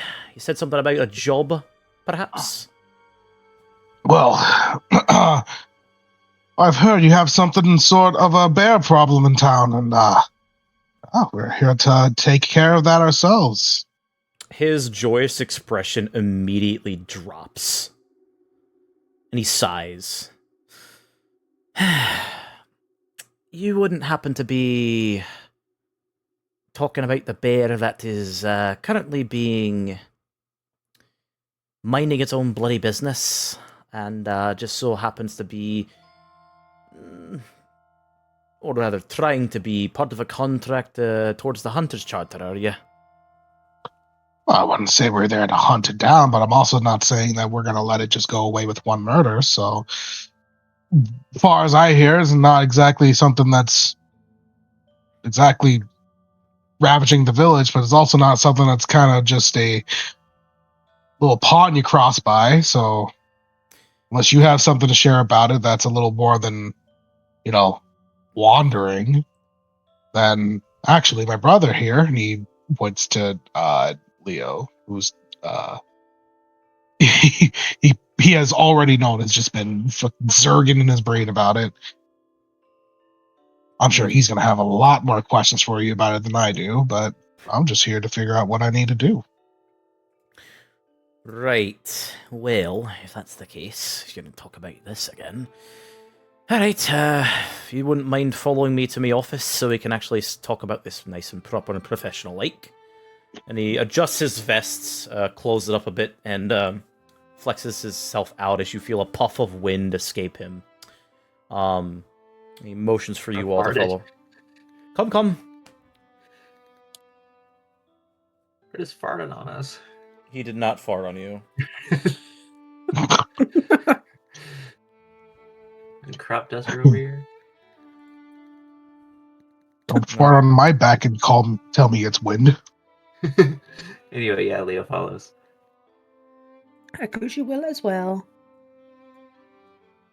Touching everything on the hall or the walls that she passes by with interest. Yeah, there are several there are a couple of busts, a couple of decorative shields and swords, a couple of paintings, but nothing nothing that really stands out.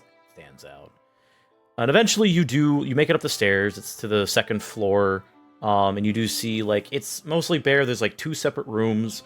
One there's just a closed set of double wooden doors. Another one leads to a smaller room, which, as he opens it up and lets you inside, it's clearly a office of his.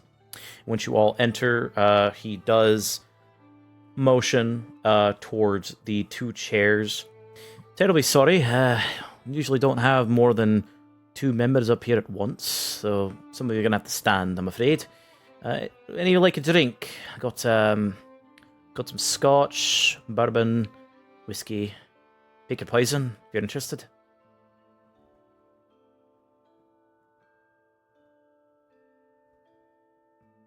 You said you have some scotch. Oh, you do. Say, let me see here. And he'll as he sends a hand out, you see some wind gust out towards it as it floats into his palm. 1483 Special Reserve Londor with Scotch. Raylig, as a drinker, you know that is very well aged. Yeah, I think his eyes are just wide, like a kid in a candy shop, except it's an alcoholic being offered fancy alcohol. He's got the grabby hands. Yeah. Gimme.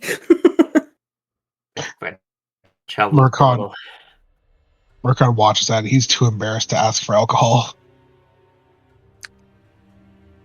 He's like, I don't want to.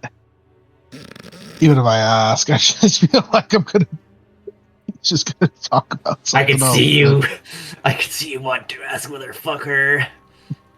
He does look to you, Raylig, as he takes the scotch, offers, does the same thing with his other hand as he now has a glass float to his palm. On the rocks or just dry? Just dry, please. Very well. Classic. And you hear the as the cap pops off as he pours you the drink, and it's about halfway. It's a very large bottle as he floats it over to you, Raylig, and you immediately are hit with the smell. What? It spills all over him. No! That would be so Raylig coded. However, I'm not going to be too mean to him. He's mean enough to himself already. True enough. And the smell immediately hits you, Raylig. You can smell burnt wood, hints of chocolate, and little bit of some kind of fruit that's in it. But mostly, after that small smell, it just smells like scotch. After that.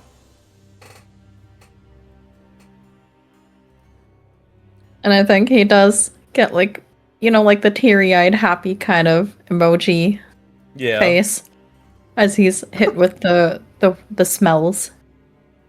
And he does take a sip and nods appreciatively. I haven't had something this fine in the past 5 years at least. Well, it's my pleasure to offer you such refined, decadent tastes. I like those kinds of things myself on occasion. He does pop the cork back in and float it back to where it's resting. Anyone else? Before we get down to business? You wouldn't happen to have any Merlot, would you?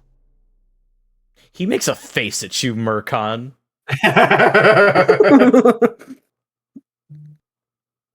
What kind of sick bastard do you take me for? No, I don't have Merlot.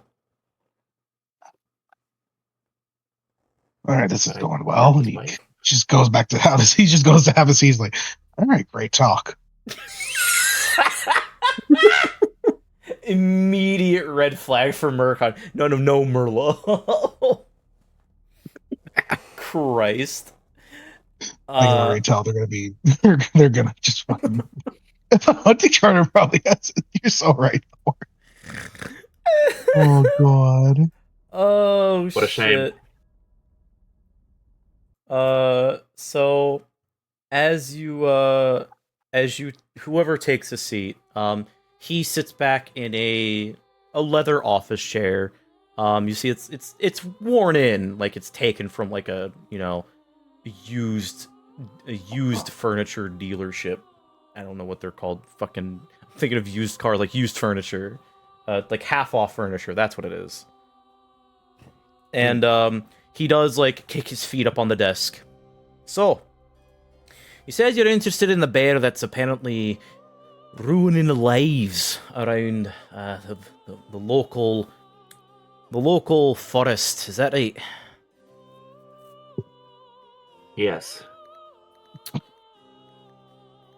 And if I may ask, because we're very keen on this problem, as it has been something that's been going on for at least a month, why are you newcomers interested in this bear?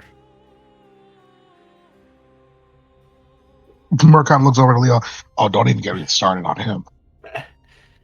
He just fucking rolls his eyes, just like... We just look to you, Leo. Well, considering our previous conversation, it seems like nobody has looked into what exactly kind of bear this is, or what could be triggering it to act this way, if anything is. And that the mayor is blocking any sort of potential investigation for whatever petty reason he has. Well, I can assure you it's not a petty reason. That's not petty at all.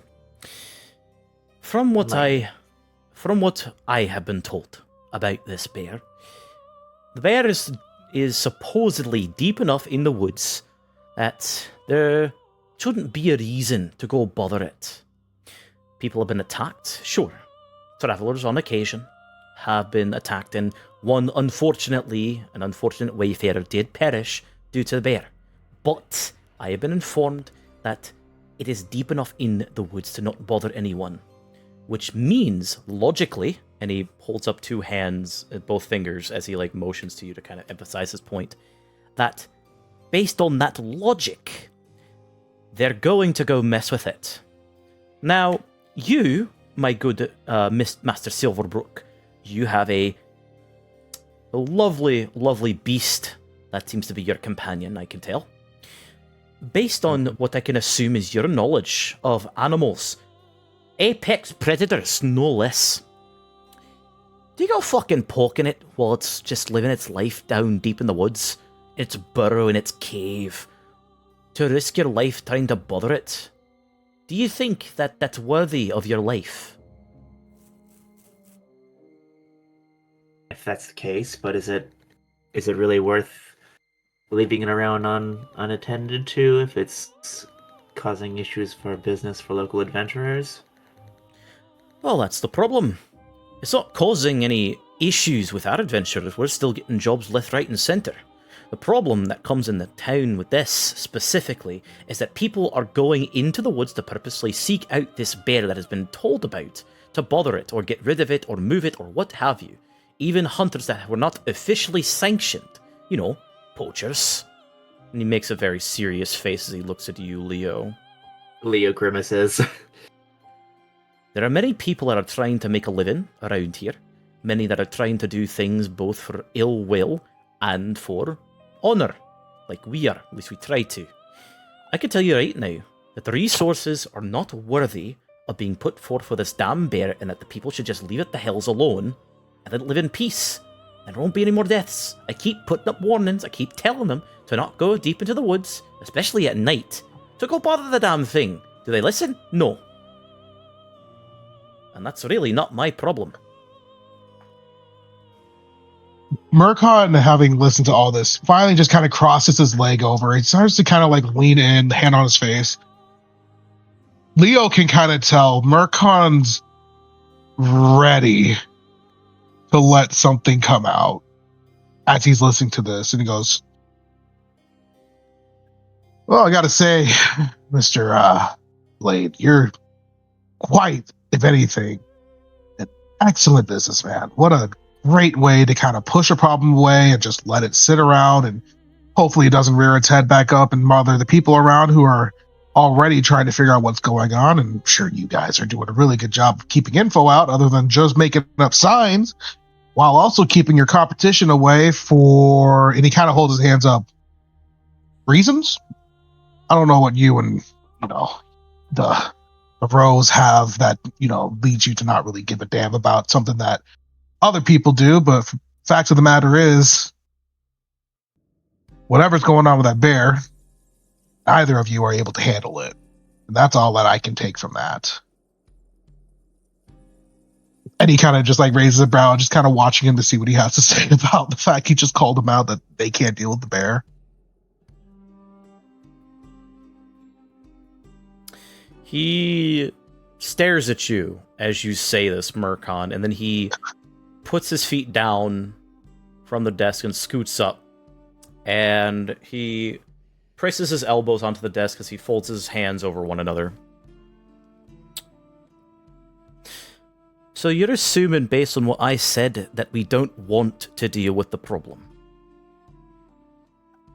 Seems pretty convenient to not to. Considering the fact that you're taking all the jobs away from the Hunters Charter over there, and they don't really get anything to say about it because, well, to be frankly, they don't have the same backing as you would if you're not dealing with anybody from the other league, which, at this point, with how much work you're getting, we both know that's not all that true, is it?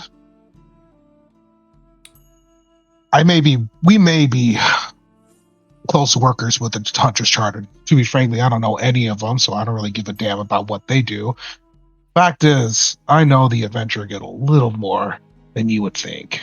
And the fact is, whatever work you have there, whatever work you're getting the people to, that bear, whether one way or another, seems to me like a good excuse to not worry about, especially with the mayor. All that I'm saying is, that's going to cause problems for you regardless. Aha.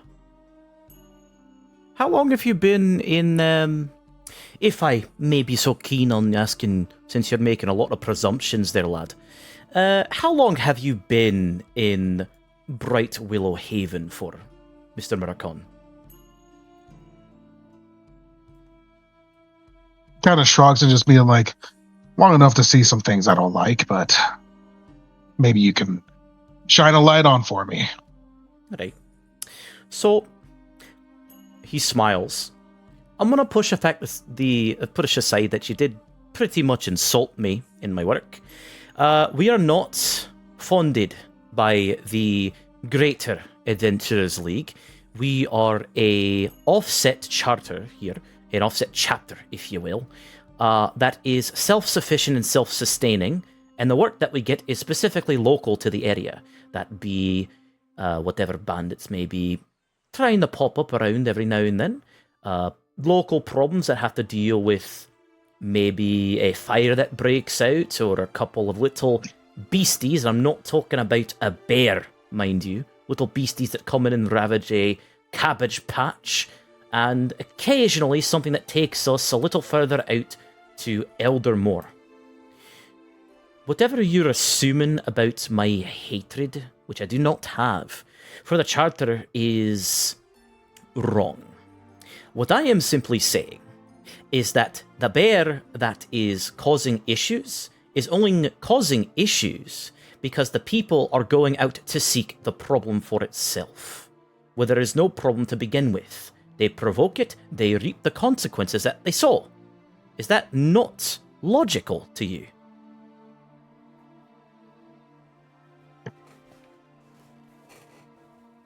Frankly, without the context, I would say no. It's not very logical at all to go out of the way to deal with something that's definitely not in the way. It's not like it's dealt with people on the road and had issues there. That is what I tried to tell you, is that from my point of view, from what my scouts, if you will, have said, the bear is deeper in the woods, not bothering a damn soul. And the people that do happen to go in there, that have this so-called problem where it's attacking adventurers on the road or wayfarers every left and right, I'm telling you right now that if it's deep in the woods minding its own damned business, then people are seeking it out on purpose. Despite warnings given that there is a bear that does not like to be fucked with.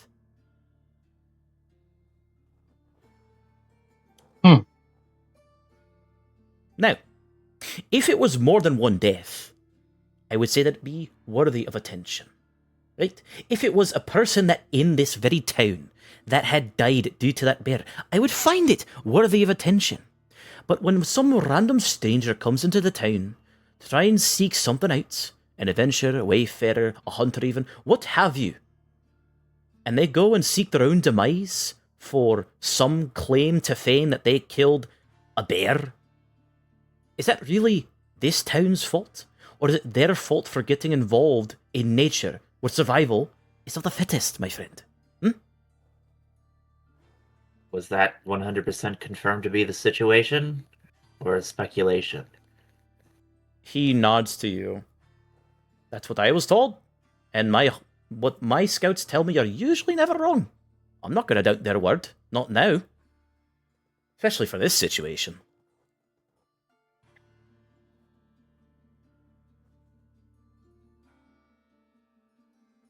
I'm just writing some notes down. I'll be 1 second. I'm fucking soaking this shit up. I'll be 1 second. Okay. And Relic do like a sus check on if he's withholding anything. Sure, you certainly can. Go ahead and I'll say, let me look at the fucking skills again. Let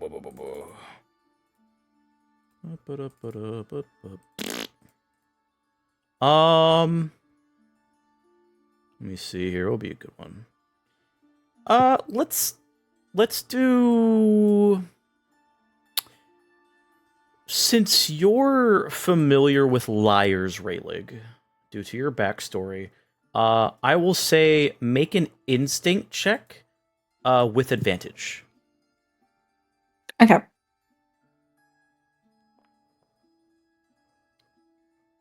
With fear. So if there are tells, you can't seem to find them. As far as you're aware, Sebastian is telling you the truth as far as he knows. It's basically verbatim as he said. And that's as far as you can really get. He doesn't give off any familiar signs of anyone lying or withholding or omitting anything. He's just peering over the brim of his cup and goes back to sipping. He does look over to you very briefly, Rayleigh, considering that you can tell he's just a little heated. There's a little puff of wind as his hair goes a little more straight as he's talking to Murkon, being completely serious. And he does look back over to you, Rayleigh, and smiles. So, how's the scotch? It's delightful. The floral notes that you get at the back end are exquisite, to say the least. It is definitely one of my favorites. And he smiles at you, then turns back to Murkon. He does have more of a hint of a smile. Now,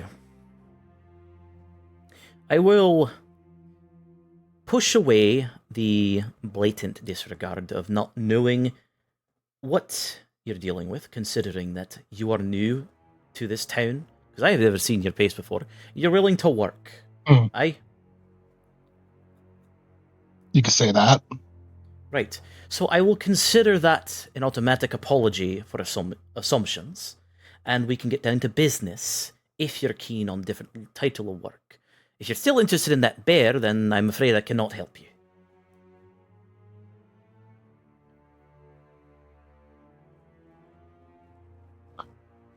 Murkon probably Leo, but even the others would probably even start to see this. Leo would be much more familiar.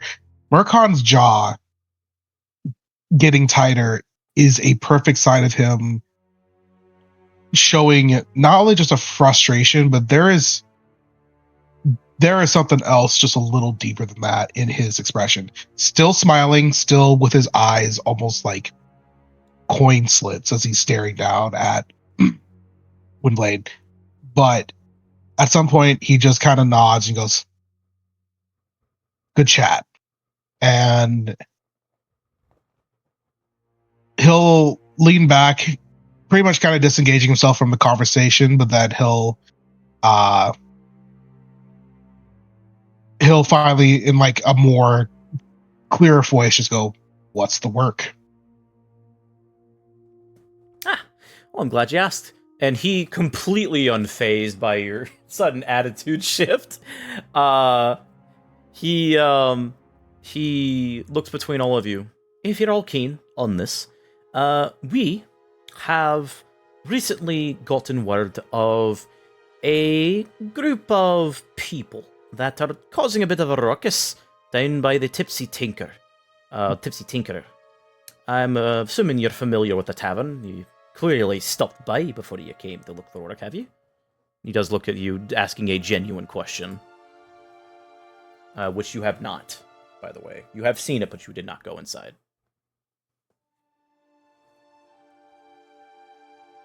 Murkon is not going to really engage much into like answering questions, but he's listening. He'll leave that to the rest of the group. Okay. Not on this occasion, but I've been there several years before. It's hard to forget the mushroom risotto there. Yes, it's quite delicious, isn't it? I'm gonna look to Akuji and Leo. Leo's just still thinking about that bear. It's like, what type of bear is it? What does his coat look like? Hey, it's that bear. Answer me! Answer Basically. me! And he does see there's the interest, but he'll look to Rayleigh, considering he's the one that said something. Well, so, the job is quite simple. This little band of ruffians is appeared in the area, and the Watch and the League don't really know really what's going on. We do know that the Willow's Watch has not been able to keep them down or track them down to find if there's a hideout or not. And what we do know is that they are frequenting the Tipsy Tinkerer quite often. It doesn't really matter the day, but they usually either are near the afternoon or late at night. And they're giving good old Beatrice a really, really hard time trying to keep customers in there because they're driving away or work. So, the job that was posted by her is that she would like it if a group of adventurers could drive them out and make sure they stay out. Insist on not killing them because that's bad for business, as you might expect. But to just kind of get them the fuck off. That makes sense.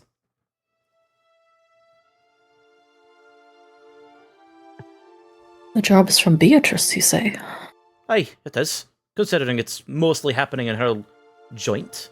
And if that is clear, then perhaps they might act out and we will get more contracts related to this little band that we don't know much about. I think that's something that we should be able to take care of for the proper payment.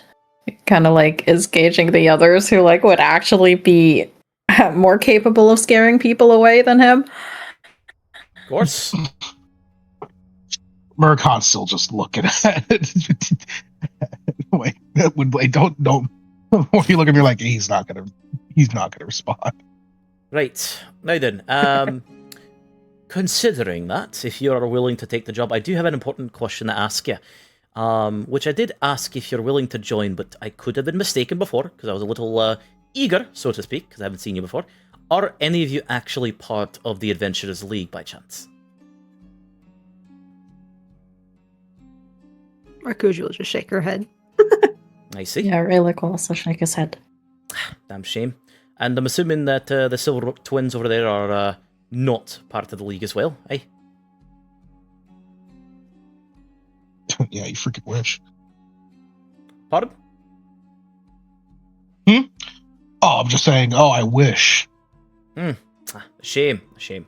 Well, with that in mind, unfortunately, while as per terms of the actual Grander League, that would mean that the payment that is currently being offered will be having a 20% to the league and 80% to the actual doers of the job. And Murkon and Leo, and even Rayleigh, you would know this already. That if you are not part of the actual Adventurers League, you do not get the benefits of getting the full payment of the job as it is being sanctioned by the league itself. So they will take a 20% cut.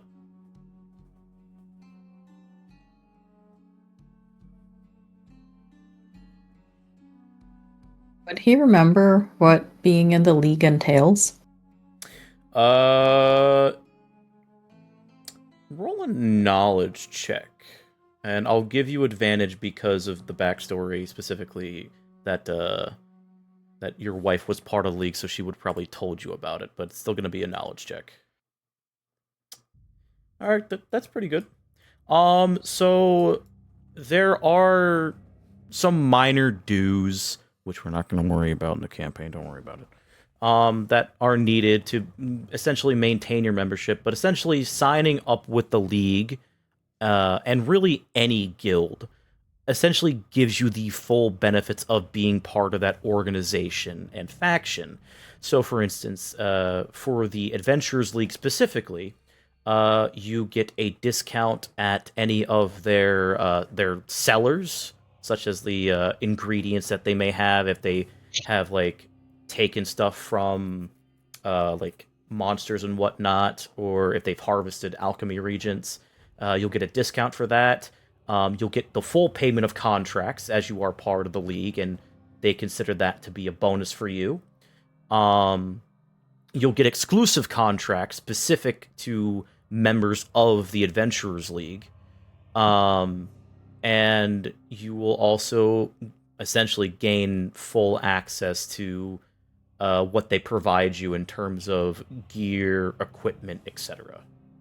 But that is specifically only to people who are part of the Adventurers League. If there's only one person in the party that is part of the league, then it will only apply to them. They're very strict about that. Okay. Then I think, he'd look down at the glass and kind of swirl the very good scotch in it, and glance down at his coin pouch containing 5 coins left at this point, which is all he has to his name now. And he'll say, well, truthfully, my wife did try to convince me to join back when we were doing a bit of adventuring. Ah. And what was the lass's name, Well, let me ask? Matilda. She had the raven black hair and pale skin that glistened like the moonlight. I'm probably going to regret asking this, but what exactly does your wife do now? He gets a sad look, beats me. She left me. Forget I asked. She's a very capable woman. I'm sure that she's doing good. At the very least, her family would help her, I imagine. I see. She was always the go-getter of the two of us, so I'm sure she's fine. He kind of downs the rest of his scotch. Black hair, pale skin. I'm assuming she's a fawn as well, eh? Indeed.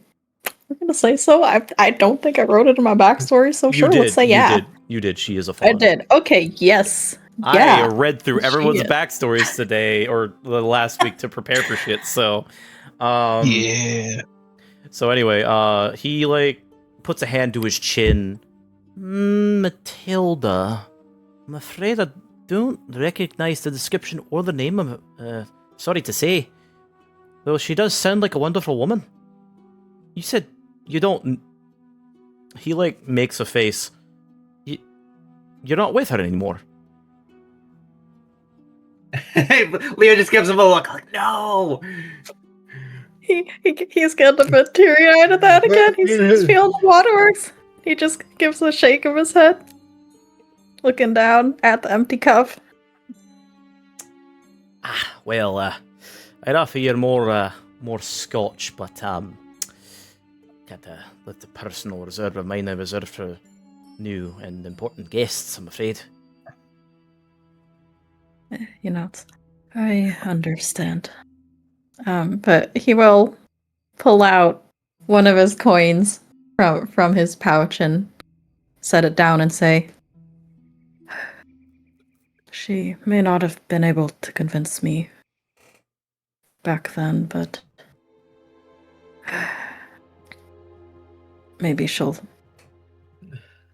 think a little fondly of me now if I join. The look Murkon is giving Leo right now. He is so ready to leave. Even Leo's like, why'd I say that? You do see Sebastian smile at you, Raylig. Well, nothing better than a late life crisis, am I right? Very well. And he'll take the coin, look at it, and flip it back to you, Raylig. He'll fumble it, but catch it, like not expecting that. Since you're... You sure? Oh, go ahead. Seeing that you're about to talk, he like holds up a hand. Since you're brand new to it, and you're actually not a former member, there's no actual entry fee. That's usually if you get kicked out and you have to reapply. I'll get the proper paperwork for you, and it'll probably take about 5 minutes for you to finish. Just need to, liability waivers and whatnot, get all that nonsense out of the way, and I'll make sure to give you your little medallion that shows that you're part of the league, eh? Great. Very well then. Splendid. I'll go get Flan to make sure that the paperwork's in order, right? Is there anything else that the rest of you are keen on? Are you interested in the job that I offered? I suppose it'll do. All right. Very well. Well, let's get this show on the road then. And he'll stand up and open the door to his office and hold it open for you guys to walk out if you are leaving. Murkon's the first out that door. Yeah, he is. Gives him a very like wry smile and just goes like, appreciate the time, and then walks right out. Leo just gives a small bow and like, thanks. Yeah, right. Like just sets down the glass and it gives a nod before he heads up. Akuji will follow behind.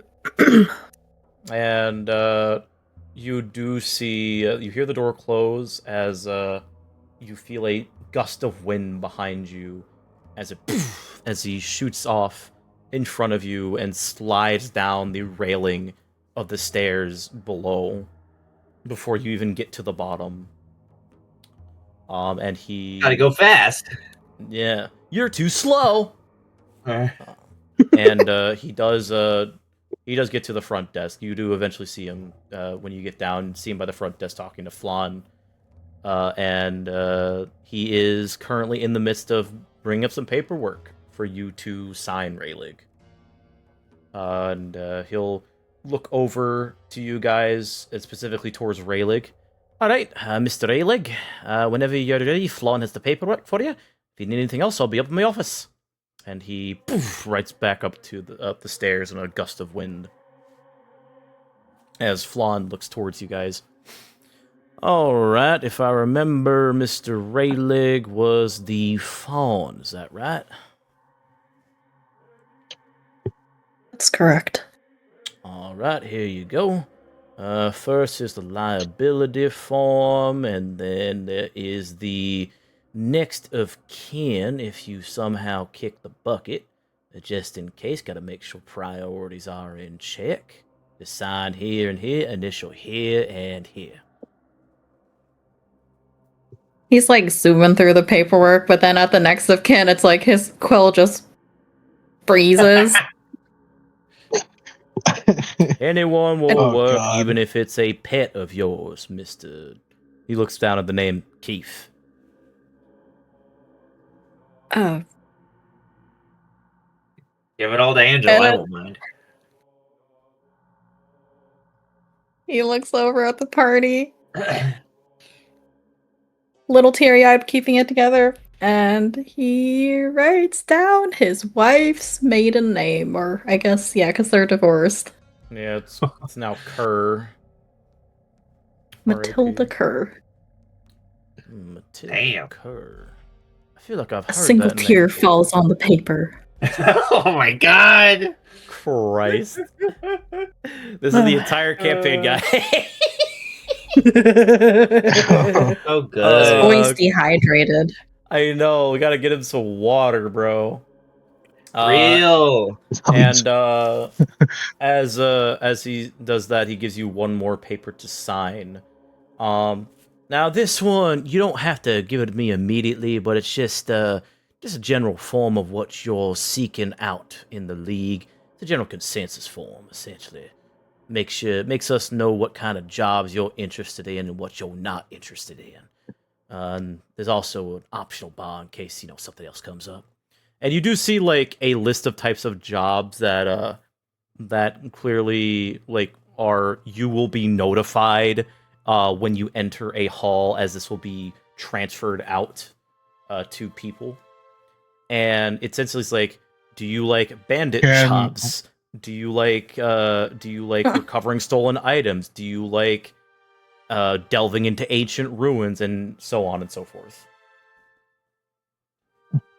Like a dating can profile. Murkon look over?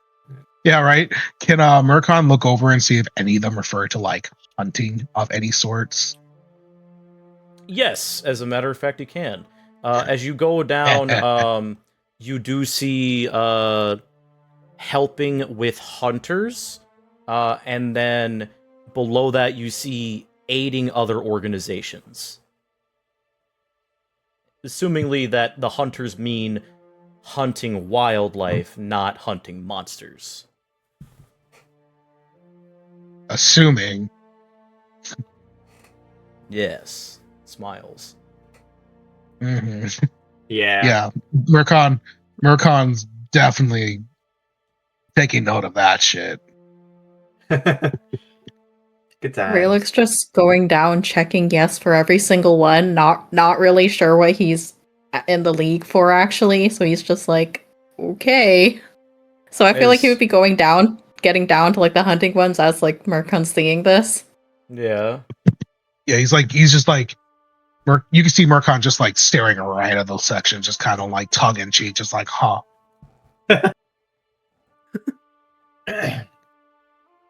Akuji And then- just staring at paper, not knowing what the fuck they're saying.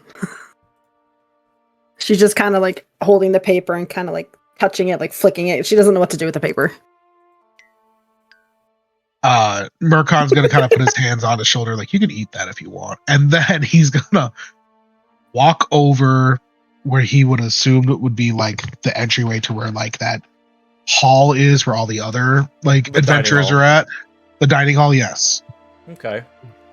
He is not going without really even asking yet. When I Yeah. say my dog ate my homework, the dog, just a coochie. The dog in question, and she will take what he says literally and shove the papers in her mouth. So Oh my I want to clarify that you weren't given a paper, Akuji. Oh, okay. So are you eating I'm done Raylick's then. paper? Oh no! Yes. Sure. railing. Given that she doesn't have one, she look at railings and take it. He's just checked the last yes on the last form. Yeah. As you are finishing up your last paper, which is the one that wasn't taken by Flan, Akushi just suddenly takes the paper and eats it.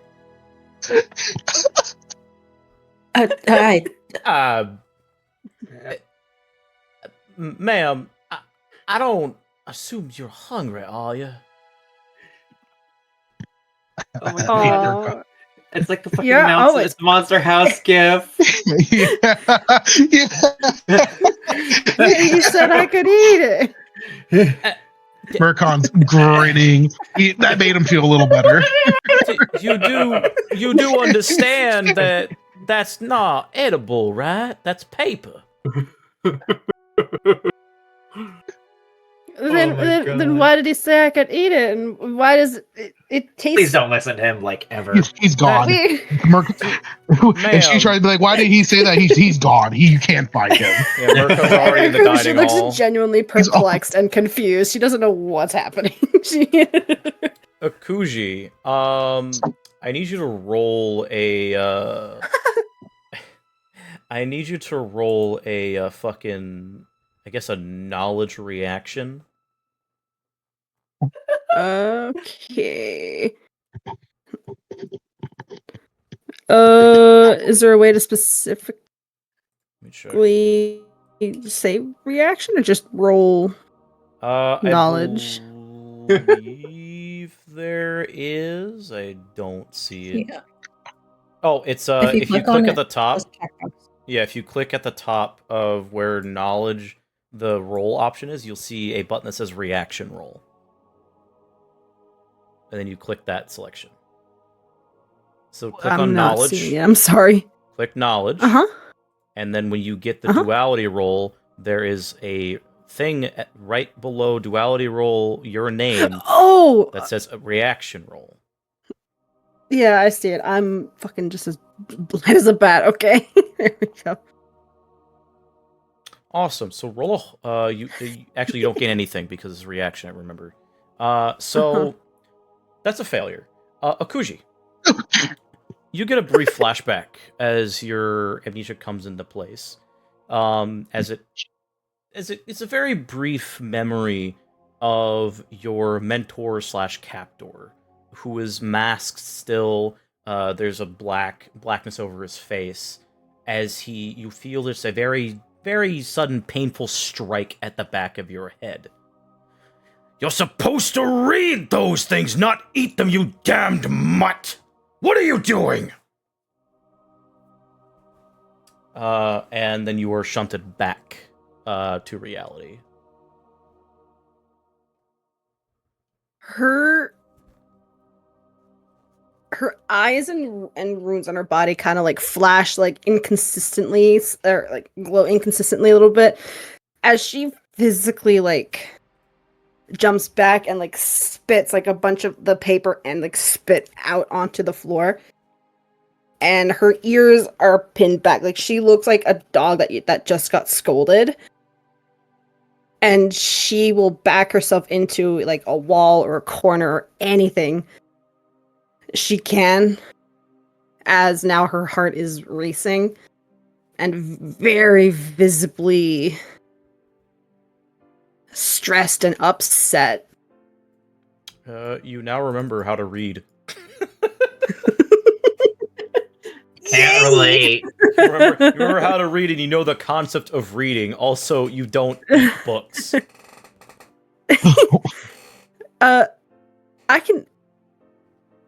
Can I give myself a stress for that?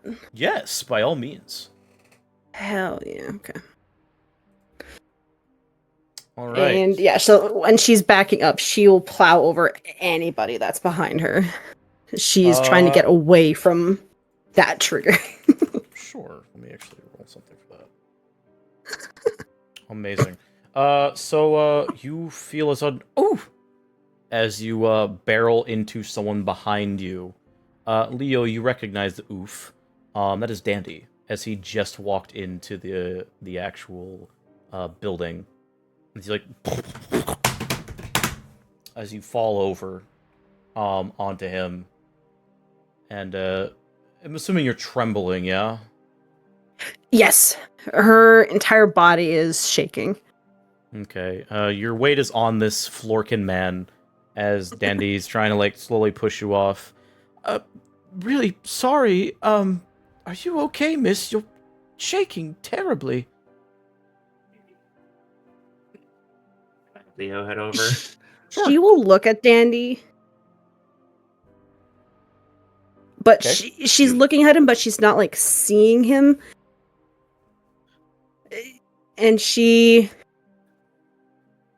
kind of looks away without kind of answering. And she will just kind of like hold her arms and shake her head. And she'll just say no more, and then that's all she'll say. What was that about?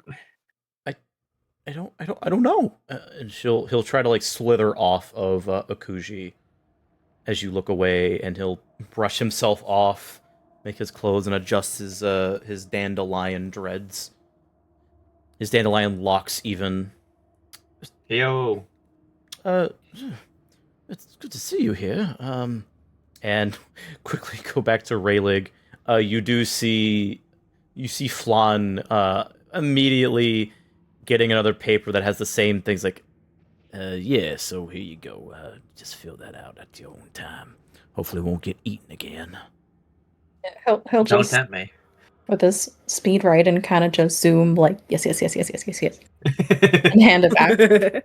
Right, well, give it about a couple hours before we can produce a little medallion of yours, and you are will officially welcome to the League, Mr. Keith. Pleasure to have you aboard. Hope we see more of you. And he holds out a hand for you to shake. I think. Well, what do you? Yeah, okay. I think he would have handed the paper, and then like he would have already been turning towards Akuji because like he saw the reaction. Like she was right there. Yeah. So he kind of like accidentally leaves this dude hanging as he's like turning to go check on Akuji.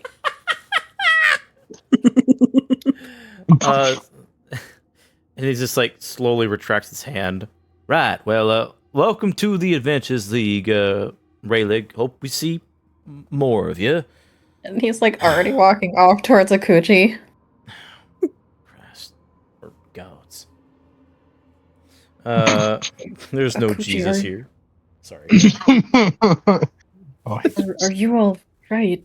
It's okay. It was just one sheet of paper.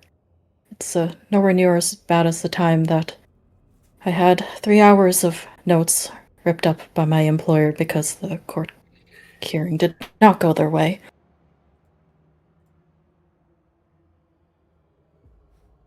Kuji, She- oh, sorry.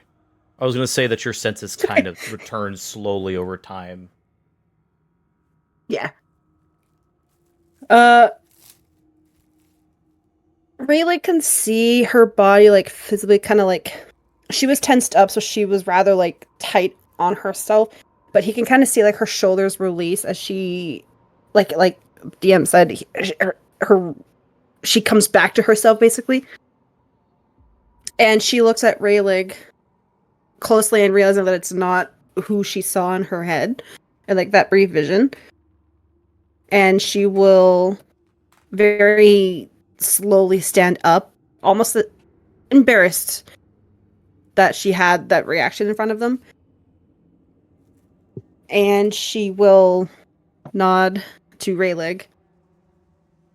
Yes, I'm okay. I'm sorry.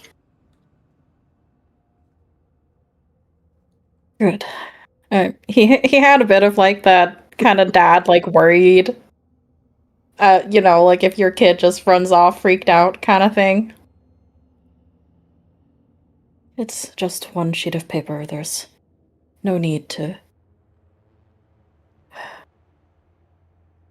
make a big fuss of it. No one here will, well, I don't know what I can say of Mercon, but I don't think anyone else here would do you ill. And he's trying to just, like, help calm her down a bit. Like, it's okay, it's not a big deal. And I'm trying to do his inspirational words thing to clear his stress. Like, just dad mode. Okay. Oh, it's okay. Go ahead and post it. You're fine. Yes, oh, here. Your speech is imbued with power. After a long rest, place a number of tokens on this card to equal your presence. This is just how many times you can do it. When you speak with an ally, you can spend a token from this card to give them one benefit from the following options. Clear a stress, clear HP, or gain a hope. In this case, you clear a stress. As the words of... which I think is just clear stress. As the words of Rayleigh reach you... it's a bit more calming than you're used to, Akushi, and it does seem to basically put down whatever demons are currently bothering you. Yeah. And to add to this, you do see, very briefly talking to Leo, the Florkin man that you bumped into and knocked over, excuse me. And he does notice you. He goes over to help you up. She will accept his help, and she will nod softly to him. I'm sorry for running into you. I didn't mean to. Oh, no, it's perfectly fine. Can be quite invisible sometimes, despite the bright colors. It's a more common occurrence than you think. People running into me, that is. I think I saw you at the Silverleaf Glen, right? You were at the Harper's Hub? Or Harper's Top? Can't even get my names right, Jesus Christ. He's one of our travel group. Pub. Right, you were standing idly by the bar quietly. I don't think I caught your name. It's a Kuji. Kuji. You're very unique. Everyone calls me Dandy. It's a pleasure. And he dips his head to you very politely. She will copy the head tilt and say, it's a pleasure to meet you too, finally. Well, funny thing about eating an entry document to the League, I've actually seen it happen twice now, so you wouldn't be the first time. If I had a crown for every time I've seen someone eat an entry document to the Adventures League, I'd have 2. Seriously? Yes, this would be the second crown.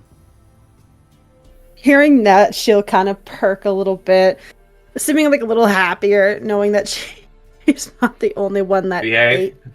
We actually want to make it a thing. I mean, if you certainly find the taste of the used and cut up trees tasty, then be my guest. Angel might. Angel looks at you with a very confused face. Just gives a small wink. Immediate scowl. Well, I'm here to get some actual lunch, because I am starving. Are you all here for the same thing, or for work, or... I shouldn't be asking, it's not my business, but, curiosity. Well, we are here for work, I suppose, but... Markon did just go to get food as well, so might as well take a break, I suppose. Very well. I suppose he's probably going to find Tilly. It's probably the only other familiar face aside from myself. Well, if you're more than keen to join us, I'm no doubt that she won't say no to that. Come, let's show you to the Grand Hall's dining area. He smiles as he motions for you to follow him to the dining area of the League's Hall. Swell. And as Bring you... food, she will follow quickly.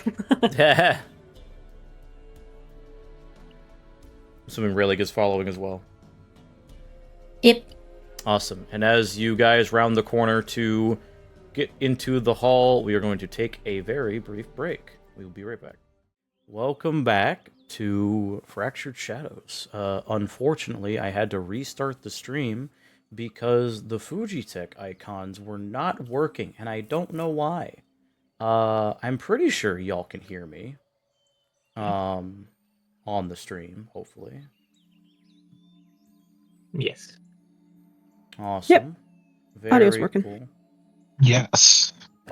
Cool. At least we don't have those technical difficulties. Because I would actually genuinely fucking crash out if that happened. Anyway, so you guys did round the corner towards the lunch or the dining hall, and as you do, very brief light, as you essentially see what is the equivalent of a medieval fantasy-styled cafeteria. You see down at the far end, as the smell of food hits your noses, you see a sort of there are two separate islands that are holding these buffets of food, and then on the farther end there is this counter that also acts as, like, in the back you can see the kitchen that's very visible. And you can see people going up and ordering food there, or there's some people that are taking from the buffet. And Murkon, since you are the first one in here, you do notice immediately that there are quite a few people in this Adventurers League. Most of them don't seem to be any extravagant people like you've seen in the past of, like, high-ranking adventurers. They do look a lot more on the greenhorn side, like people that would take clearing rats out of sewers versus fighting a dragon type level. And amongst these people, you do eventually see getting her food in a bowl of some nice brothy stew. You do see Tilly taking a seat in an empty table, and she does spot you and smiles and waves at you.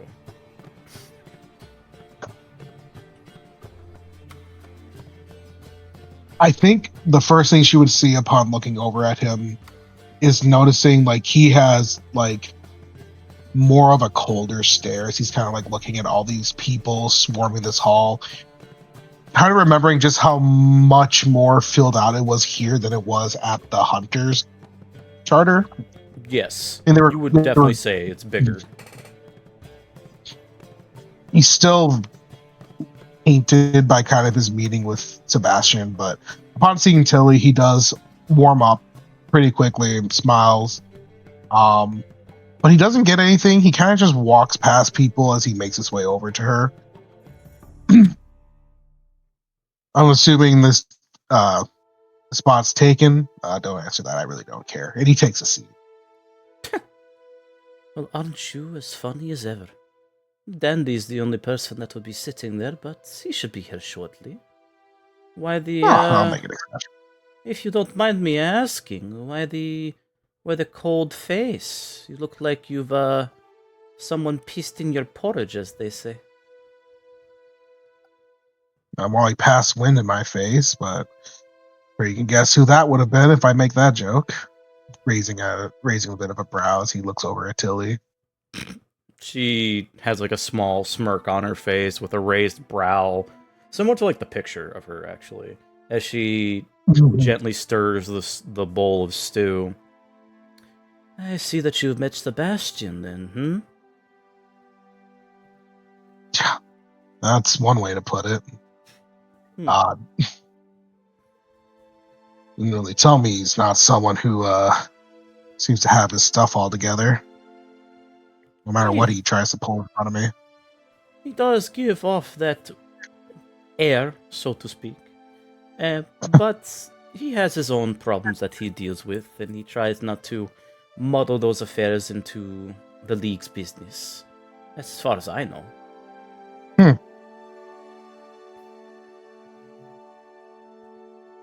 Yeah, I'm sure everyone in town is trying to figure out what his deal is, but at the same time, I'm sure no one bothers since he seems to have, what is this, about like 40% of the town here? He looks around the place. She looks around at the hall and counts. Probably about 2%. There's only about maybe 13, 14 people here. Still very sizable considering you only saw like 6, maybe 8 hunters in the charter hall. He's probably imagining kind of like he's kind of imagining there's probably more people out doing work, even considering there's apparently so many jobs taken, which will kind of bring up too. He didn't tell me that the Adventures League was hogging all the work here and leaving the Hunters Charters for nothing. She tilts her head to the side with a very confused expression. Oh, well, with my line of work, I had to be a little curious, so I made my way over to the Hunters Charter to see what was going on. Apparently, they say you guys have all the work and you're trying to keep it away from us. She makes a face. I do not think that the League would be trying to keep work from the Charter. That sounds a bit counterproductive to our arrangement, at least, again, from what I was told. We work very closely with the Charter here, but there's hardly any monsters to deal with. Well, other than that bear, but I'm sure that's not the definition of monster they're interested in. What bear? Kind of raises his brow. You know, the bear around here, the one that's been catching names, been stomping around and, killed that one person who came looking for it, trying to figure out what's going on. When you say killed that one person, she's like, oh, yes, the signs and the outskirts of the forest. I remember now. It just says warning, dangerous animal. I didn't know it was a bear. Murkon kind of licks his tongue as he kind of thinks about it. He looks off to the side. Yeah, I'm not fully buying that crap that it's just a dangerous bear. Something's going on. I don't know what your Hall Master's deal is, but apparently he wants to keep saying has nothing to do with anything. And well, let's just say he's not the most friendly person when it comes to, meeting even something remotely close to criticism. Kind of wiggles his brow a bit as he kind of just grins at her. She makes again raises a brow and kind of gives you a smirk, just like a kind of expression. You color me curious, my lovely jester, but what did you say to irk him so much? He's usually not like that.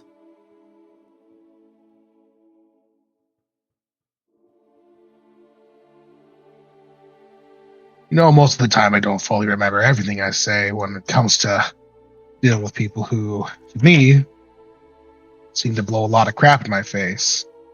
But that's neither here nor there, if you ask me. Listen, I'm not trying to start any problems with you and your work, so if to tell you the truth, the only reason I'm here is because you asked to see if you can get some hands. And I'm here, but listen, when I do this kind of stuff, if something doesn't sound right, I gotta figure out why. That's just how I am. Last thing I want to do is leave something that could be a bigger problem than a lot of people realize. So sure, I could get that sense from you when you were in my room. You definitely did not leave that problem unattended to.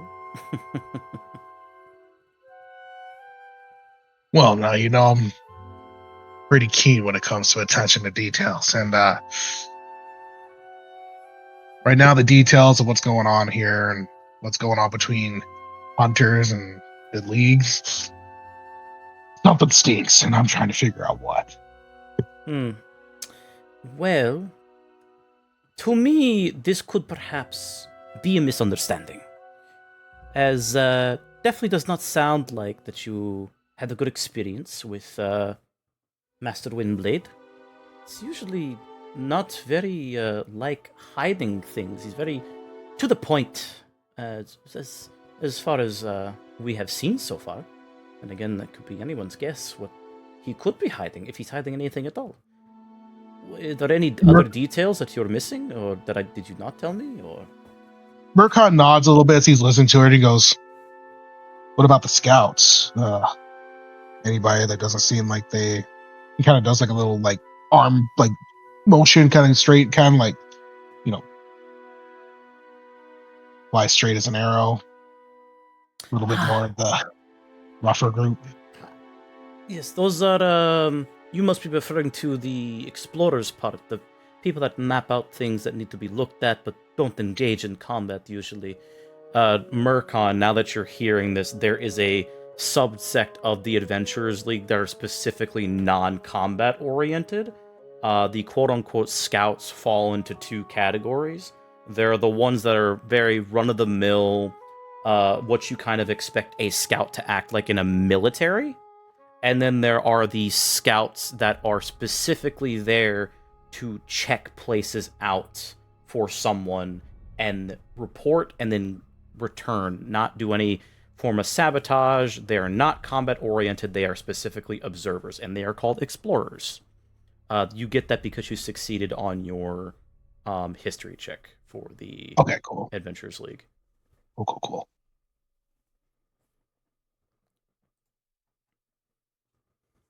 Yeah, you wouldn't happen to know if any of them are in this place right now. She looks around, and you do see her looking in the right direction, like towards the right, and that's when you see your party walk in, along with Dandy as well. And as she looks, she's like, I do not see any of them here at the moment. They might be on a job, for what I know. Look at me saying that a lot lately. Yeah, I do not see any. I'm sorry. But what other parts of this conspiracy of yours is in the info that you know? Is anybody else involved? As far as I know, the mayor doesn't seem to have any interest in figuring out this bear, so he's tasked a lot of you guys to set up all the signs and keep people away, but he's also kind of been tasked with a lot of the work being passed around here, and from what I've heard from the Hunters Guild, he's not much of a fan of sending them any work their way, so... And apparently the reason being, it's a lot of the issues with that bear is kind of what's rubbing the wrong shoulders here. I guess you could say that's a better or bad news, no? No, that is bad. Sorry. Force of habit. I'm rubbing off on you, it sounds like. Oh no, I had that problem a while ago. It's given me quite a couple of black eyes in the past. Don't they all? I wish. But if you are... And this is when you guys finally do walk up as Tilly waves to you all. If it's something that is involving Mayor Grift, then perhaps you could just simply go talk to him then. Figure it out for yourselves, maybe persuade him some way. Why this bear is not as important, and why Master Windblade is not taking care of it, or at least putting the work in the hands of the Charter. No, I was going to think about doing just that, and really that was going to be my next place, but Raylig here, and he turns back to Raylig. Actually, you now have a new venture with you, and he's got us some work to work on already. Oh, is that so? And she turns to you, Rayleigh, smiling. It was a bit of a sudden decision, truthfully. Oh, aren't they all? Aren't they all? And as Dandy sees this, he's like, "Oh, well, congratulations on figuring out what you want to do for the rest of your life." And he smiles innocently.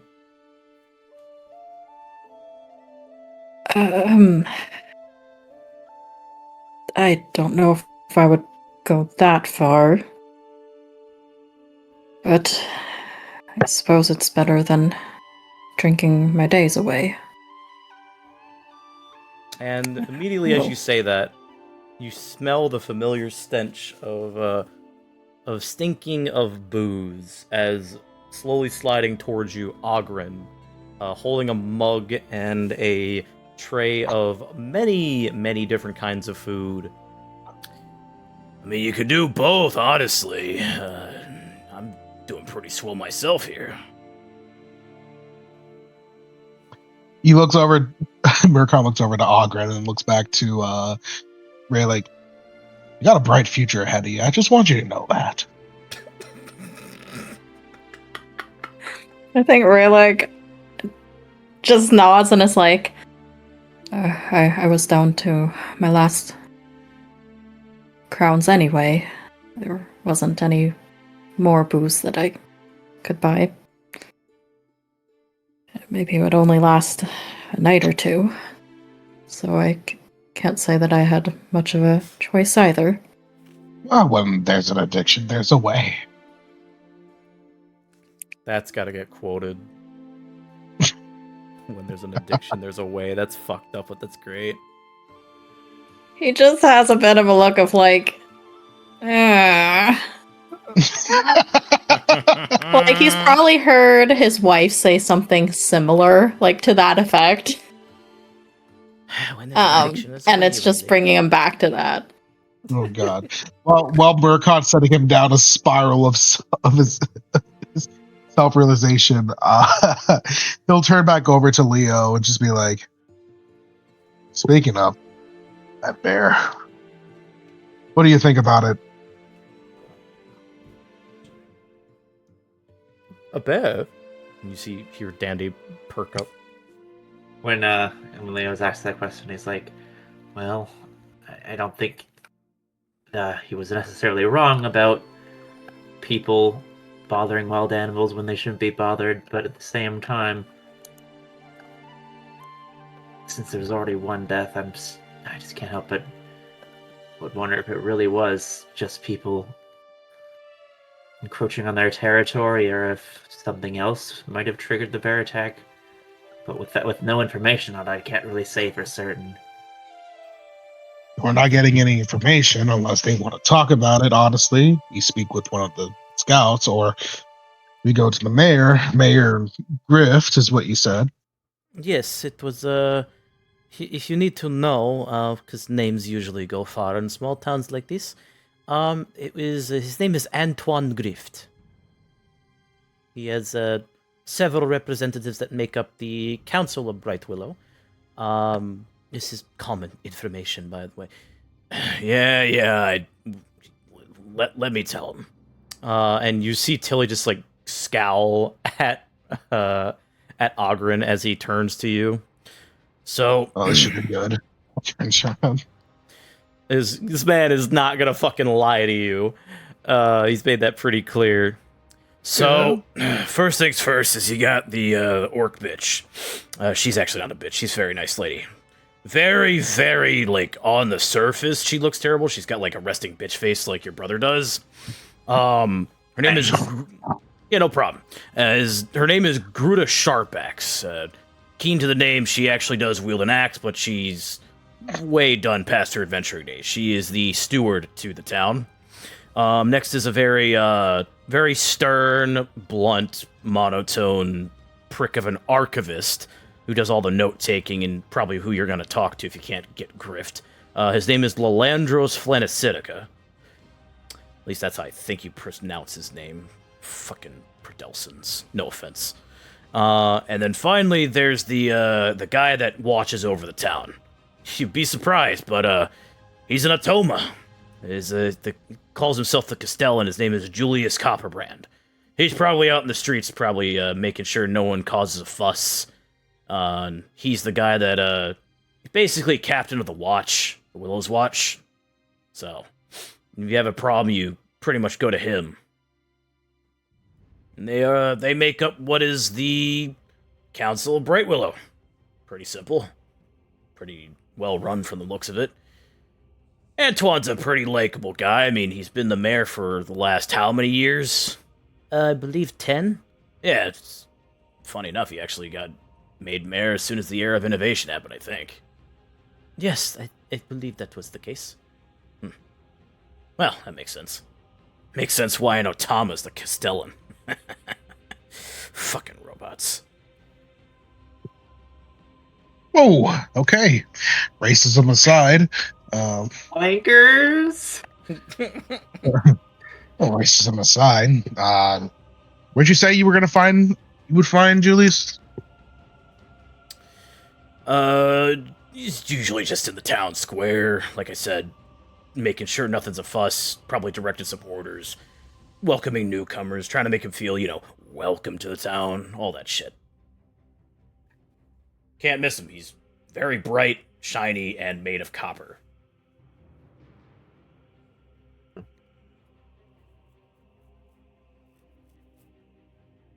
Mercon, kind of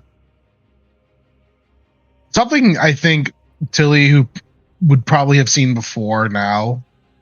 Something you wouldn't. Most people would miss it on their first go. Mercon is using his finger, and it seems like he's like drawing on the table. Leo would know this. This is how he makes notes. He makes imaginary words in his head, and you can almost see him almost like indented, like he knows what he's doing. It's very weird. As you're doing this, Dandy does prop up over to you, Leo, but he is being loud enough for the rest of you to hear. The bear's terrorizing the town? Has been a death already? Oh no, that's not good. Why would they bother it so badly? What is it doing? What color is it? What kind of bear is it? That's the questions I was trying to get to, but they don't seem to want to answer such things. They're quite adamant that it's simply people encroaching on the bear's territory, and that's it. That's... Interesting. Mercon leans over to Tilly. He goes, "Oh, I don't know if you got anything planned today, but I'm thinking about setting those two on a library date to go look up some more stuff on bears. If what say you?" She grins as she takes a spoonful of her stew. I believe that you have more bigger bears to fry in this case. Perhaps you should take your brother with you since he is the expert on such things, yes?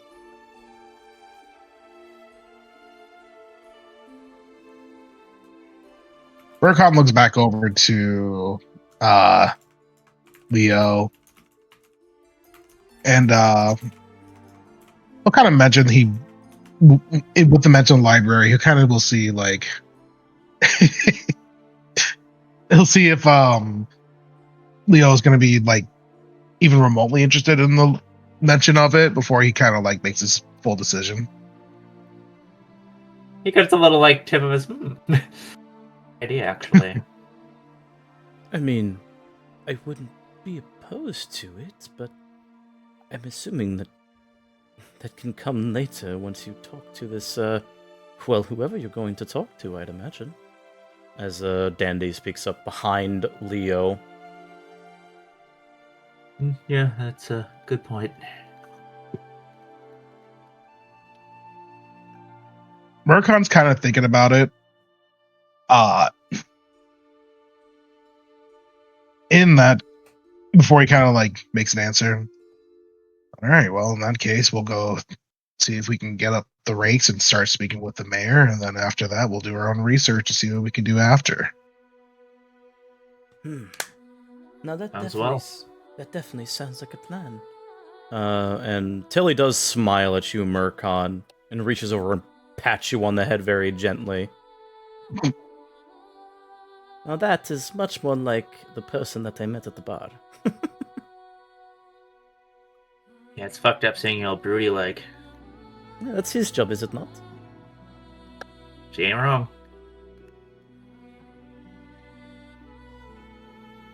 And let's just say I don't like when people don't want to deal with what's ahead of them, so that's what I'm going to go do myself.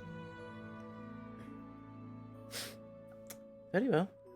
And she turns her gaze towards you, Raylig. Did you get your little metal thing that says you're a part of the guild now? Your little fancy badge?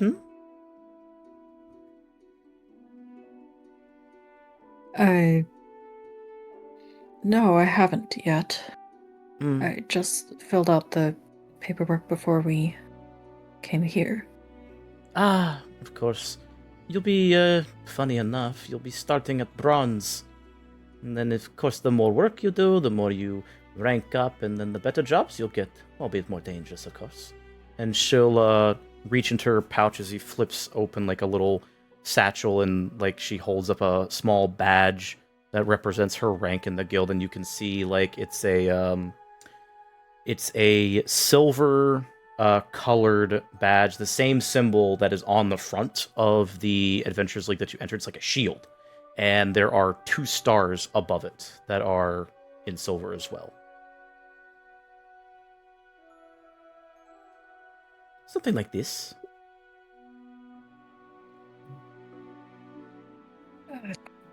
Well, bronze is a good color, I think. Yes, it is the entry point, of course. And she'll flip it back open and, or flip it back closed and put it back in her pocket.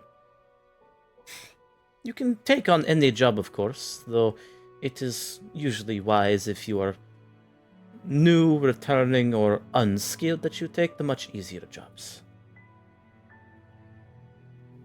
Just a friendly nudge in the right direction. She smiles at you. He's like flashing back to checking yes on literally every type of job. God. So true. Yes, I will remember that. Awesome. Thank you for the advice. Of course, of course. There are other adventures that like to do a little bit of hazing, so to speak. But I prefer to get the newbies on the right path. Though you certainly look like you can handle yourself. That little rapier there does look like it's been used quite a bit. Very elegant weapon. And she motions to the weapon at your hip.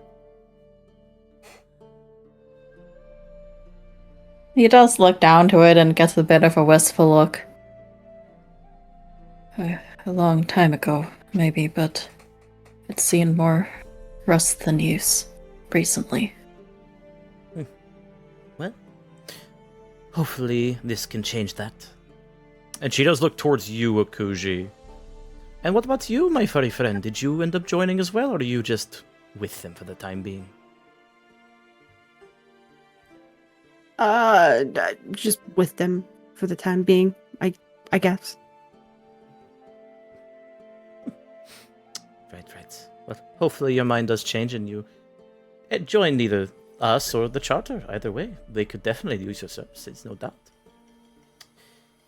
Well, if you're here to have some food, there's some good selections today. They got some soup available. I believe that the Miss Beatrice by the Tinkerer, the Tipsy Tinkerer, actually volunteered to give some of her famous mushroom risotto out. That's been going down pretty quick. She got about 2 batches done. And there Ray is, just shoots up, like scoots his chair back right away and just heads straight towards the buffet. Oh, very nicey. There's some meat, both raw and cooked, depending on what you'd like. We have a couple of different people here that can digest, of course. And then you can just go up to the counter and order whatever you like. Though that is not free, you will have to pay coin for that.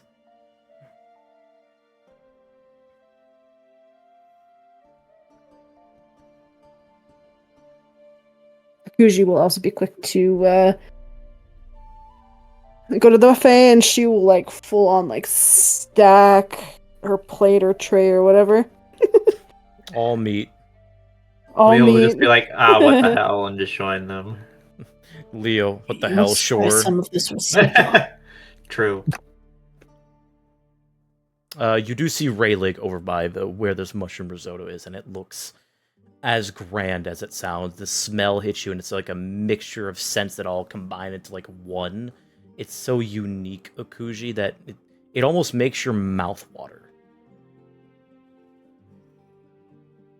She will take some. She goes to grab it with her hand first, but then she stops as she like quickly puts together that there's like spoons in stuff. Yeah, it's definitely one of those that has like a ladle. Yeah. And so she'll quickly stop, as I'm also pretty sure it's hot. Yeah, you can see the steam coming off of it. And she'll kind of watch Rayleigh first, watching how he does it. And she will He like fills kind of his whole plate with it. Oh God. she will copy him. Like move for move. Just trying to figure out, like, watching him how to work this, like, buffet. I can't wait for Akuji to be like, oh, I'm so full. Oh God. She just comes back like around. She just is a It's ball. like a ball. Akuji ball. She's a ball, just roll. God. I am full of soup. True. It's a good soup. Good Despite soup. it being clearly a pasta dish.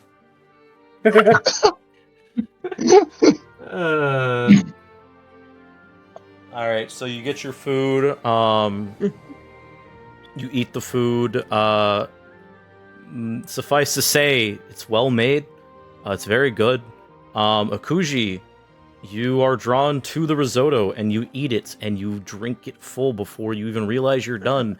And when you look over to the halfway eaten stack of meat, you cannot eat anymore because you are already full. She'll pout. She'll look at it long, like she wants to eat more, but she physically can't. And she'll just kind of lay her head on the table. Changing this from fractured shadows to the 4 deadly sins. Oh God. Is Marcon grade? Yes. I was gonna say Mercon is pride. He's either pride or wrath. We haven't gotten to Wrath yet. We're still teetering that line. Akuji is definitely gluttony. Yeah. Yeah. Leonin is lust, because of course he is. Or Rayleigh is, yeah, I was gonna say Rayleigh is sloth. Yeah. Sadly, depression isn't one of those. In some ways, that's a good thing, but also fair enough. Yeah, I'm gonna just say that the Silverbrook brothers are both. Leo is lust and wrath, and Mercon is pride and wrath. Yeah. Anyway. So you guys you eat the food. I don't know if Mercon also partook in food. Well, if he's like, Adventurers League, No, he's not that he's not interested in food. He's still doing that finger like no weird thing that he's been doing. He's locked in. He's been thinking hard. I think it's definitely like about 15 minutes after your party got up to eat. Tilly will actually put her own finger in front of yours. It's like in the middle of note taking. Not to interrupt your process, Jester Boy, but are you not going to at least prepare yourself by having a little meal? Meals would kind of slow me down. But once I get moving, it's going to be hard for me to want to think about even chewing something. Well, you're not going to be you if you're hungry, but I will not stop you.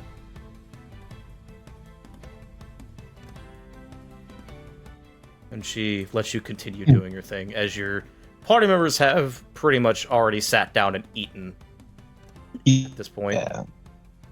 You're not you when you're hungry. Eat a Snickers bar. Eat a whole pile of meat. Bro, the meat mountain. 4 for 4. Eat the meat mountain. Murkon sees the fucking leftover meat in there. He just goes, "You're gonna eat that?" Looking at Akuji. She'll look at it with a longing, like pouty face. No, I'm too full. I Oh want my God. to though. And she'll like half as I kind of reach up her hand at it, like she wants to take it, but she's too full. She can't take it. Our fish is getting Comically sized blurry. It's like a fucking cartoon character. Yeah, it's like when Shaggy and Scooby eat something, and it's just like, Oh god. Yeah. So good. As you say no, Okuji, you see one of your raw steaks just suddenly disappear underneath the table. Oh. she'll kind of like lift her head a bit, and then she'll look under the table to see what snagged it. You see Angel right sitting by on top of Leonan's legs, or his feet, boots rather, as he like chewing on the steak, and then you just see these bright blue glowing eyes stare back at you. She'll stare back and then she'll squint. He squints at you. The beef. She'll just stare at it before she tries to snag it back. Even though she knows damn well she can't eat it, she's still gonna try and snag it back because it was hers. He immediately gulps it down, and you cannot reach him because you are round. You cannot reach. I big, I can't reach. You're- Peaked. This- What a shame. She'll Your huff and then greed she'll... is disgusting. she'll sit back up and then she'll just kind of flop her head back on the table again, just in defeat. Like that little bit of effort tired her the fuck out. Oh god. Can't wait to get to the darker parts of this campaign. Oh, it's gonna be so different. It's gonna be such a sheen shift so from doing different. shenanigans, dude. But right now we're goofy. Leave us alone. We're sweet, innocent babies right now. For the most part. Yeah, we haven't been ruined yet. Akuji did kill somebody, though, so she's not quite that innocent. And ate him. Yeah, that's true. And She ate ate his the throat. and ate the face of a corpse. Yes, that's true, too. And part of his brain. Yeah, Traumatized the kid with. Probably has a fugu or whatever Hey. the disease is called. I ate a little bit of their brain. It's like, She- you're American Psycho. I ate their brains a little bit. You absorbed half an IQ. You eat the brain, Well, and then since that was the suddenly you faculties. become enlightened. I gain power. Oh lord. You ate the brain. Roll another knowledge save for me. You eat the poo Nah, No, eat the poo-poo. no. Alright, Leave so that you platter all... alone. that goddamn gift spam. God damn it. It You is a all... Gazusi! It's just Ikushi and Angel, dude. It really is. You do, You do eventually finish eating, with Murkon not eating, or rather eating a piece of meat. It's filling He enough. He did not eat a piece of meat. He did not. Look at me like I'm a piece of meat. He did He'll not. probably steal like a loaf of bread or like a bun. I stole Steal a it. loaf of bread. We are not doing this bit. I'm stopping you right fucking now. Because there's Oh, you already a better. city. There's already a city named that character. You're not doing this. And I'm shoving. I'm going to kill you. Oh Lord. God damn it. Anyway. Okay, so y'all finish eating. Murkon go as the bread is consumed. And you do eventually make your way out of the guild hall proper. It is still pretty... It's slowly cresting into the afternoon. You can see the sun is setting to the west. And there are people milling about the town as Ogren is still with you. As he's kind of helping be your guide. And as you all do make your way to the town square, you can see several different directions that a road kind of in the center of town leads you towards. Excuse me. Jesus Christ. And before you realize it, you hear the sound of whoop, whoop, whoop, whoop, walking in your direction, and standing very high above you, not too terribly, but he is taller than all of you, about 8 feet tall. You just quickly turn around to see this gleaming piece of metal, looking down at you all with a very interesting face. He has kind of a mouth. He's wearing pants, and he has a collar around his neck with a bag at his hip, although he is completely made of metal. And as he looks down to each of you, he greets you as you see this man stand before you. Quote-unquote man stand before you. The Iron Giant. No, not the Iron Giant. Damn.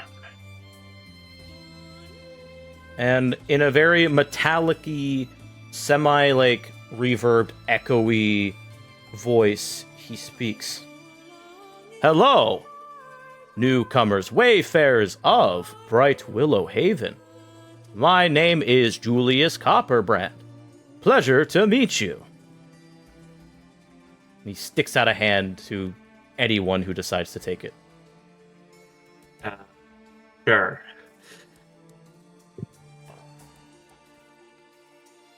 Hello, sure. It is a pleasure to meet you. It's Leo. Hello, sure, Leo. It is a pleasure to meet you. He sticks out his hand towards you, Leonin. Takes it. Oh, it's gonna be good. Charmed. The pleasure is mine. And who are the rest of you?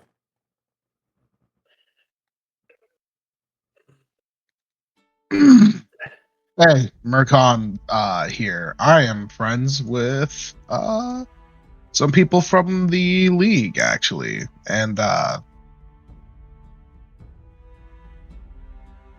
should probably stop talking before he starts putting some stuff in there. That's not my name. Aha! Murkon, it is a pleasure to meet you. You are friends of the Adventurers League. Is that correct? Yeah, we go way back. How way back do you go?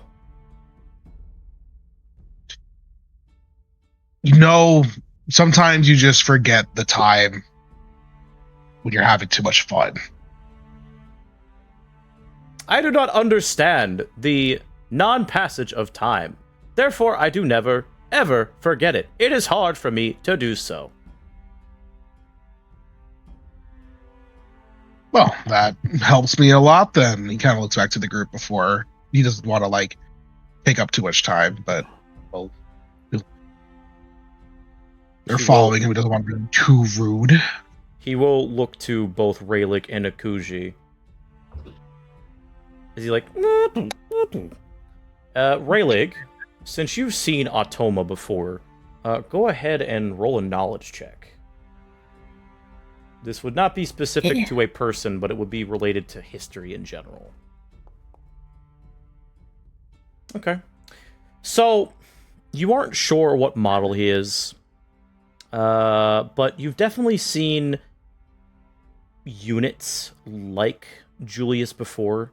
He's definitely some sort of advanced form of a prototype that is supposed to be sentient. The way he talks, he definitely has some form of like a servitor-styled attitude programmed in him that he is not completely like... You can very clearly tell that he is advanced past that stage, right? But it definitely is a little weird, because you haven't seen a service-styled Automa get that far in advancement before. A food test.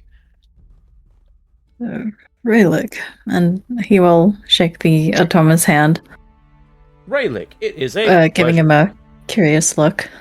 It is a pleasure to you- meet you. Same. I just joined the Adventurers League myself. Oh, how wonderful. For this. Have you been in Great Willow Haven long? I have been in Bright Willow Haven for about 5 years, serving as the Castellan towards the mayor's office. It has been my utmost pleasure to be working as a dutiful protector of this town. That's quite a long time. Indeed. And when you do shake his hand, it almost crushes your palm, as he is 8 feet tall and he's big. He doesn't recognize that you're a little smaller than that. He's like just like very robotic, just like shaking it up, down in very stiff movements. Yeah, I think he expects it, but it still gets him every time, and he lets out a bit of a yelp. Oh, I am sorry. Did I hurt you? It's all right. He's shaking out his hand. Never did get used to the strength that your kind holds. Ah, yes. The Automa are known for their very powerful grip. If you don't mind me asking, how did you come to such a position in a small town? It's quite a ways from Ingenium. Truth be told, I am actually not from Ingenium, nor am I from Dreg. I was made here in... looks at the name of the town again. Bright Willow.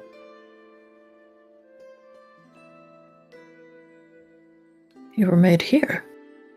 He does like a very robotic nod. My creator has long passed. Sad day for that. But he did give me proper sentience, as I was no longer a servant for him. I have proved myself to the town, and therefore I have been given a position of privilege and power due to my knowledge and capabilities at both combat and resourcefulness.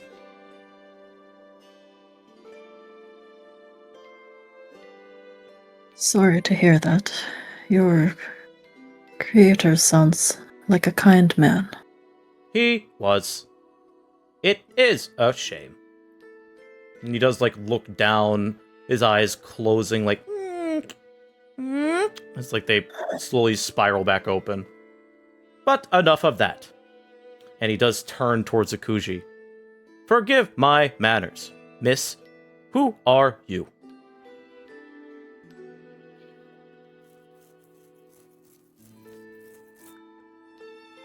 I think there's still. Oh shit, she's still BRB. BRBing. May or still BRB. We are shooting back over to Railing to continue the conversation. Yes. I'm not cutting that out. Whatever. Anyway. What was the name of your creator? Yes. His namesake. The namesake that I hold. Julius Copperbrand. He named you after himself. I did not have a name. I wish to continue his legacy.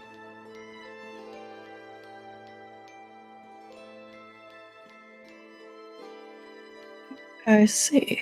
I think he's just like giving a curious nod, like he's never seen an Atoma with quite this level of sentience. I'm guessing he has not heard this name at all. No. It's very local.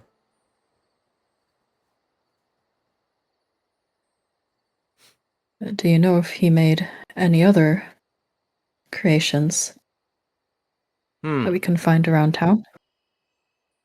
I am certain that there are other Atoma nearby. However, I have not seen any within the town for 1 year.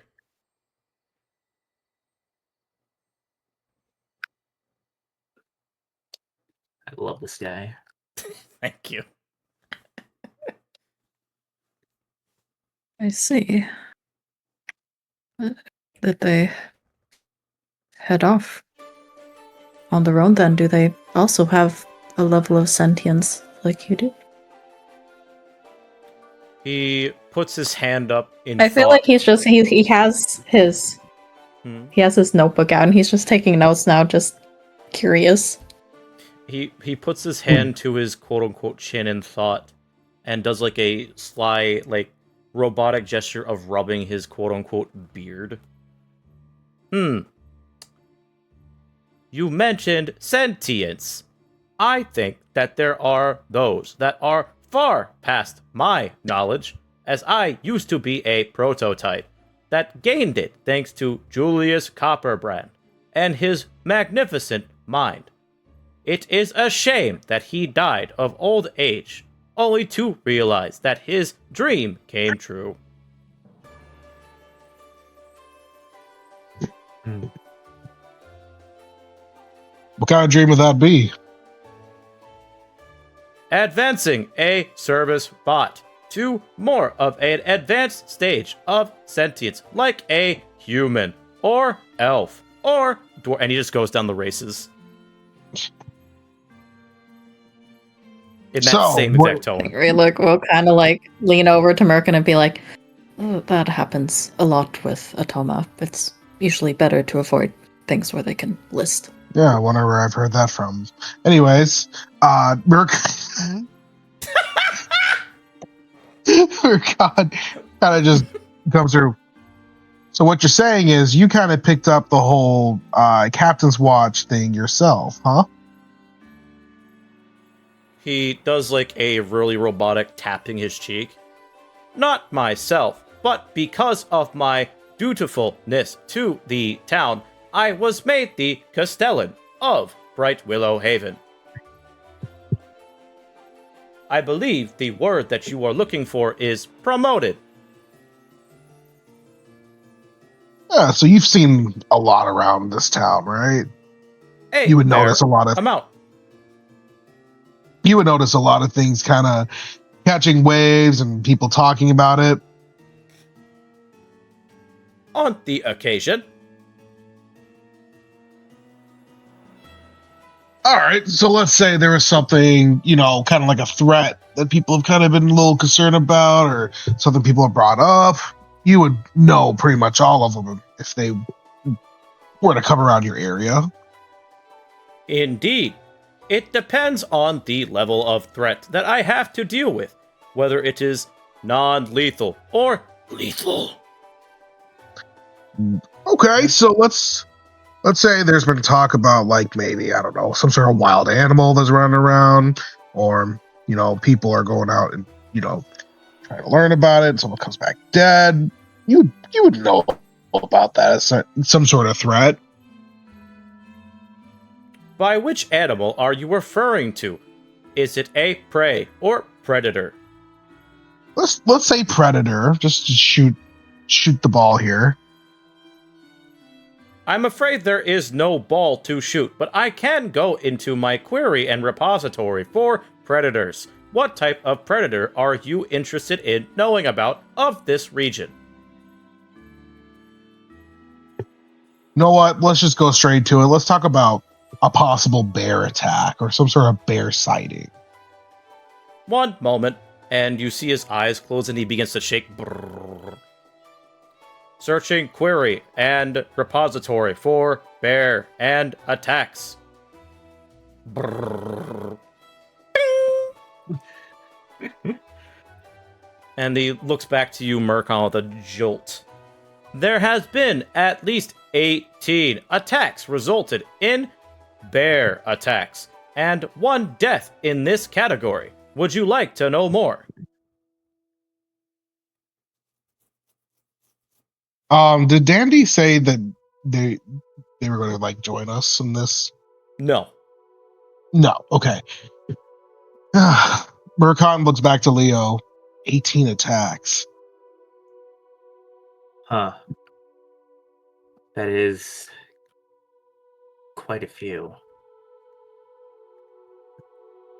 How common are bear attacks where this would be, where this number could be somewhat either Yeah.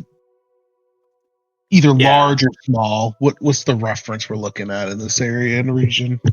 Are you asking that to Julius? I'm asking to the DM, for bear Oh. attacks, how common are those around here? Make a knowledge check. Can I use my my thingy here? Yes, you can. In that case, I would like to use a hope, Okay. and I would like to aid. Alrighty. I believe that gives you advantage, correct? Let me triple check the. Because I'm pretty sure it's the same thing as D&D. Aid someone, it gives them advantage. Yes, let me triple check myself. Yes, and that's a D6 advantage die. Yep. Okay. So Leo, go ahead and roll. Use your hope to do the +2, and then make sure to give yourself advantage for this Oh, knowledge check. Okie dokie. Very nice indeed. So Leo, you have not been to this area. However, considering the density of the forest when you pass by, it's a sizable forest for a small town. A small town of what looks to be smaller in terms of a larger town. Not a city, but definitely one a larger town. And when you looked at the density of the forest, you could gauge that in order to probably get attacked by a bear, you would need to piss it off. Because there is definitely some density to the way that this forest looks from your position. And in this area in particular, 18 people getting attacked in a town like this by the same bear and one of them getting killed, that's a little weird. Especially if they live here. But based on what you know, none of these people that have been attacked were residents. Not even evil residents. Shut. Give yourself a stress? No. I already have enough stress as IRL. Too bad. Give yourself an imaginary stress.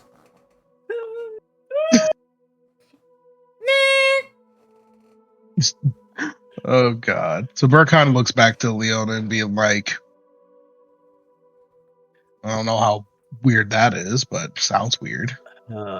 Well, unless that many people went off to hunt this bear, like maybe a group or something, then that's not normal, especially for a town with a population this small. As you're talking, Julius does look towards you suddenly. That is very odd for this town, considering the report that I was given.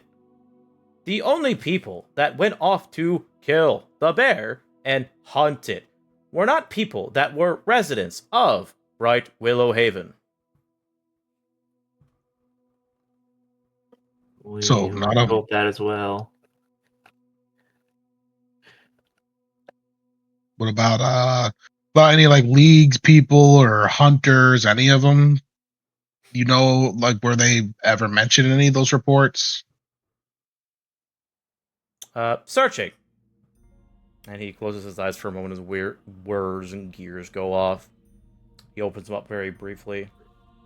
That answer to that query is a no.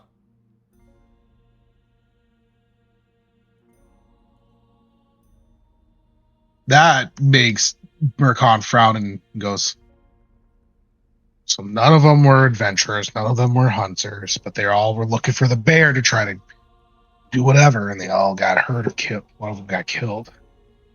I don't know, There we're were all poachers, I get it, but it sounds to me like it wasn't a group like that. Indeed, it is quite the odd conundrum.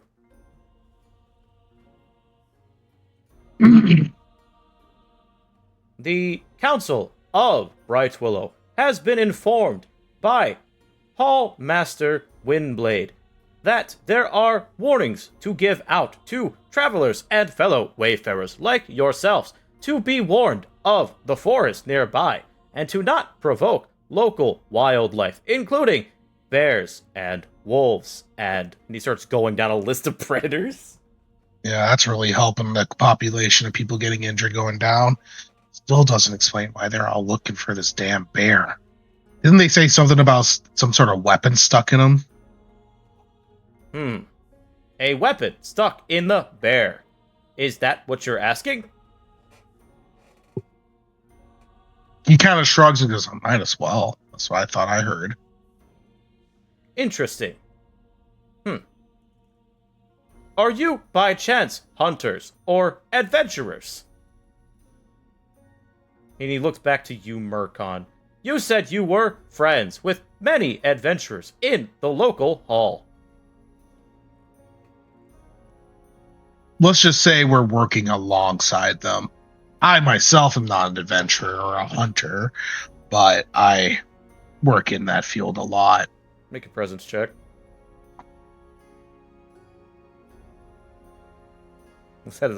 That's a fucking lie. So anyway, that was a fucking lie. So that was a fucking lie.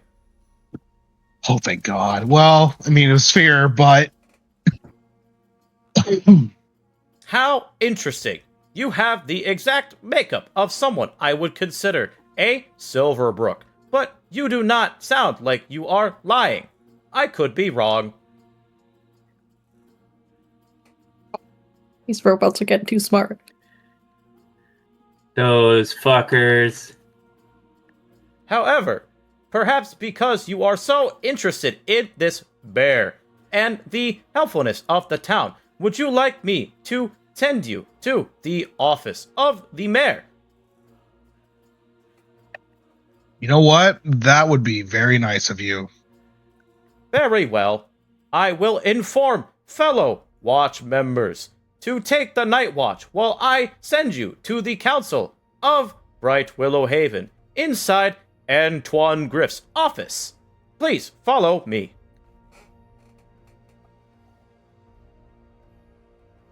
And he starts walking. Yeah. As they're walking, this is the first time I think Murkon's ever looked back over to Rayleigh in a way that didn't seem like a mischievous gesture, and he just kind of goes, "Did they give you a timeline on that job we had you signed up for with whatever the crap sticks were in the bar?" You were not. Was he given a sheet? Then he just shake his head. I'm realizing I did not retrieve the medallion that Tilly mentioned either. You remember that he said that he'll be ready in about an hour, or so you can actually get it. and that Sebastian said that the job is yours if you decided to take it, which based on the way that that Flan was talking to you, it sounded like the job was yours already, considering that he was very eager to get you started pretty quick. You just need to go and get the contract and your official medallion to accept it. I don't think there's a timeline, but I can inquire about it later when I retrieve the medallion. Alright. Well, let's just say we're gonna just figure it out real quick before we go meet the mayor itself. But if we... let's see, if we got time, then let's try to get this as soon as possible.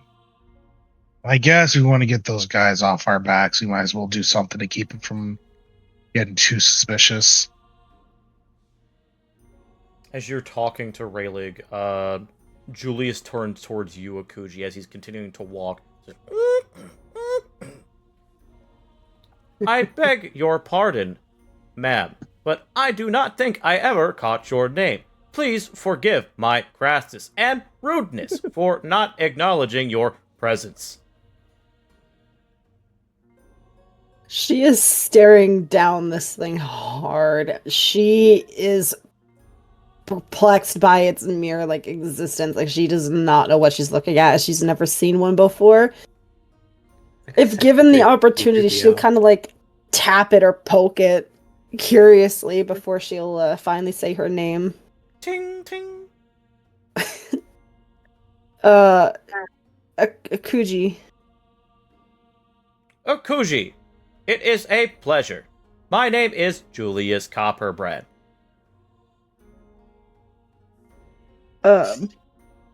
Pleasure to meet you.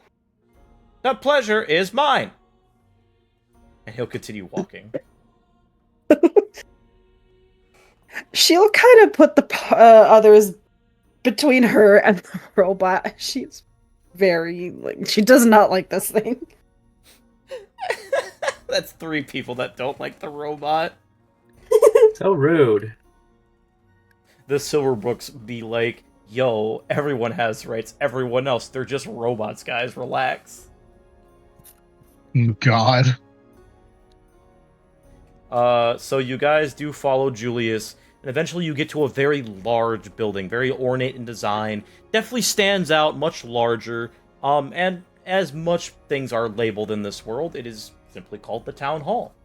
Specifically the Bright Willow Town Hall.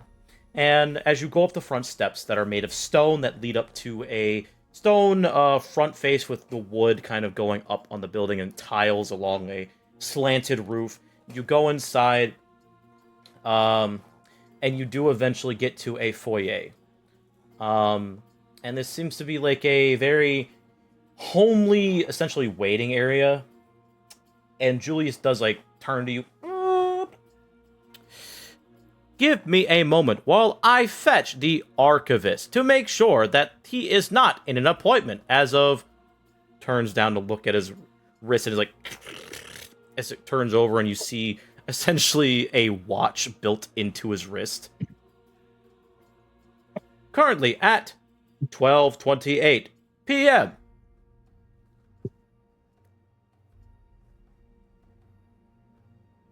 And he turns around and proceeds to walk down the hall. And you're waiting a few minutes. A real one. You're waiting a few minutes. And you're waiting a few more minutes. And it feels almost insufferable with how long you have to wait as you're gauging the time that he comes back. Before you eventually do hear a set of footsteps along with Julius's mechanical footfalls. And you do see a set of 4 people. You see Julius in the back. You see a very tired elf with long hair, wearing glasses, carrying essentially what is the similarity of a clipboard, a notebook, and several pens that adorn his pinstrip vest. You see a orc woman that has a blouse on and a half robe that goes down her legs that is teal colored, and there are several scars across her body. And then you do see a older human man that has a widow's peak that with like a slant of middle hair down the front that goes back with brown eyes and a welcoming smile as he's wearing this lavender robe with a like plain like tan shirt. So, I heard that someone wanted to have a meeting with me. Well, and he does a very deep bow to you. I am Antoine Grift, at your service, mayor of the lovely town of Bright Willow Haven. How can I help you today? And that's where we're going to end the session. Sweet. Woo, that was exciting. Now I got plans. Plans within plans within plans. All right. Indeedly. Well, that's it for the session. Hope you guys had fun. We will see you guys next Monday. Have a wonderful, wonderful evening. Good night, everyone. Bye, everyone. Good night, everyone.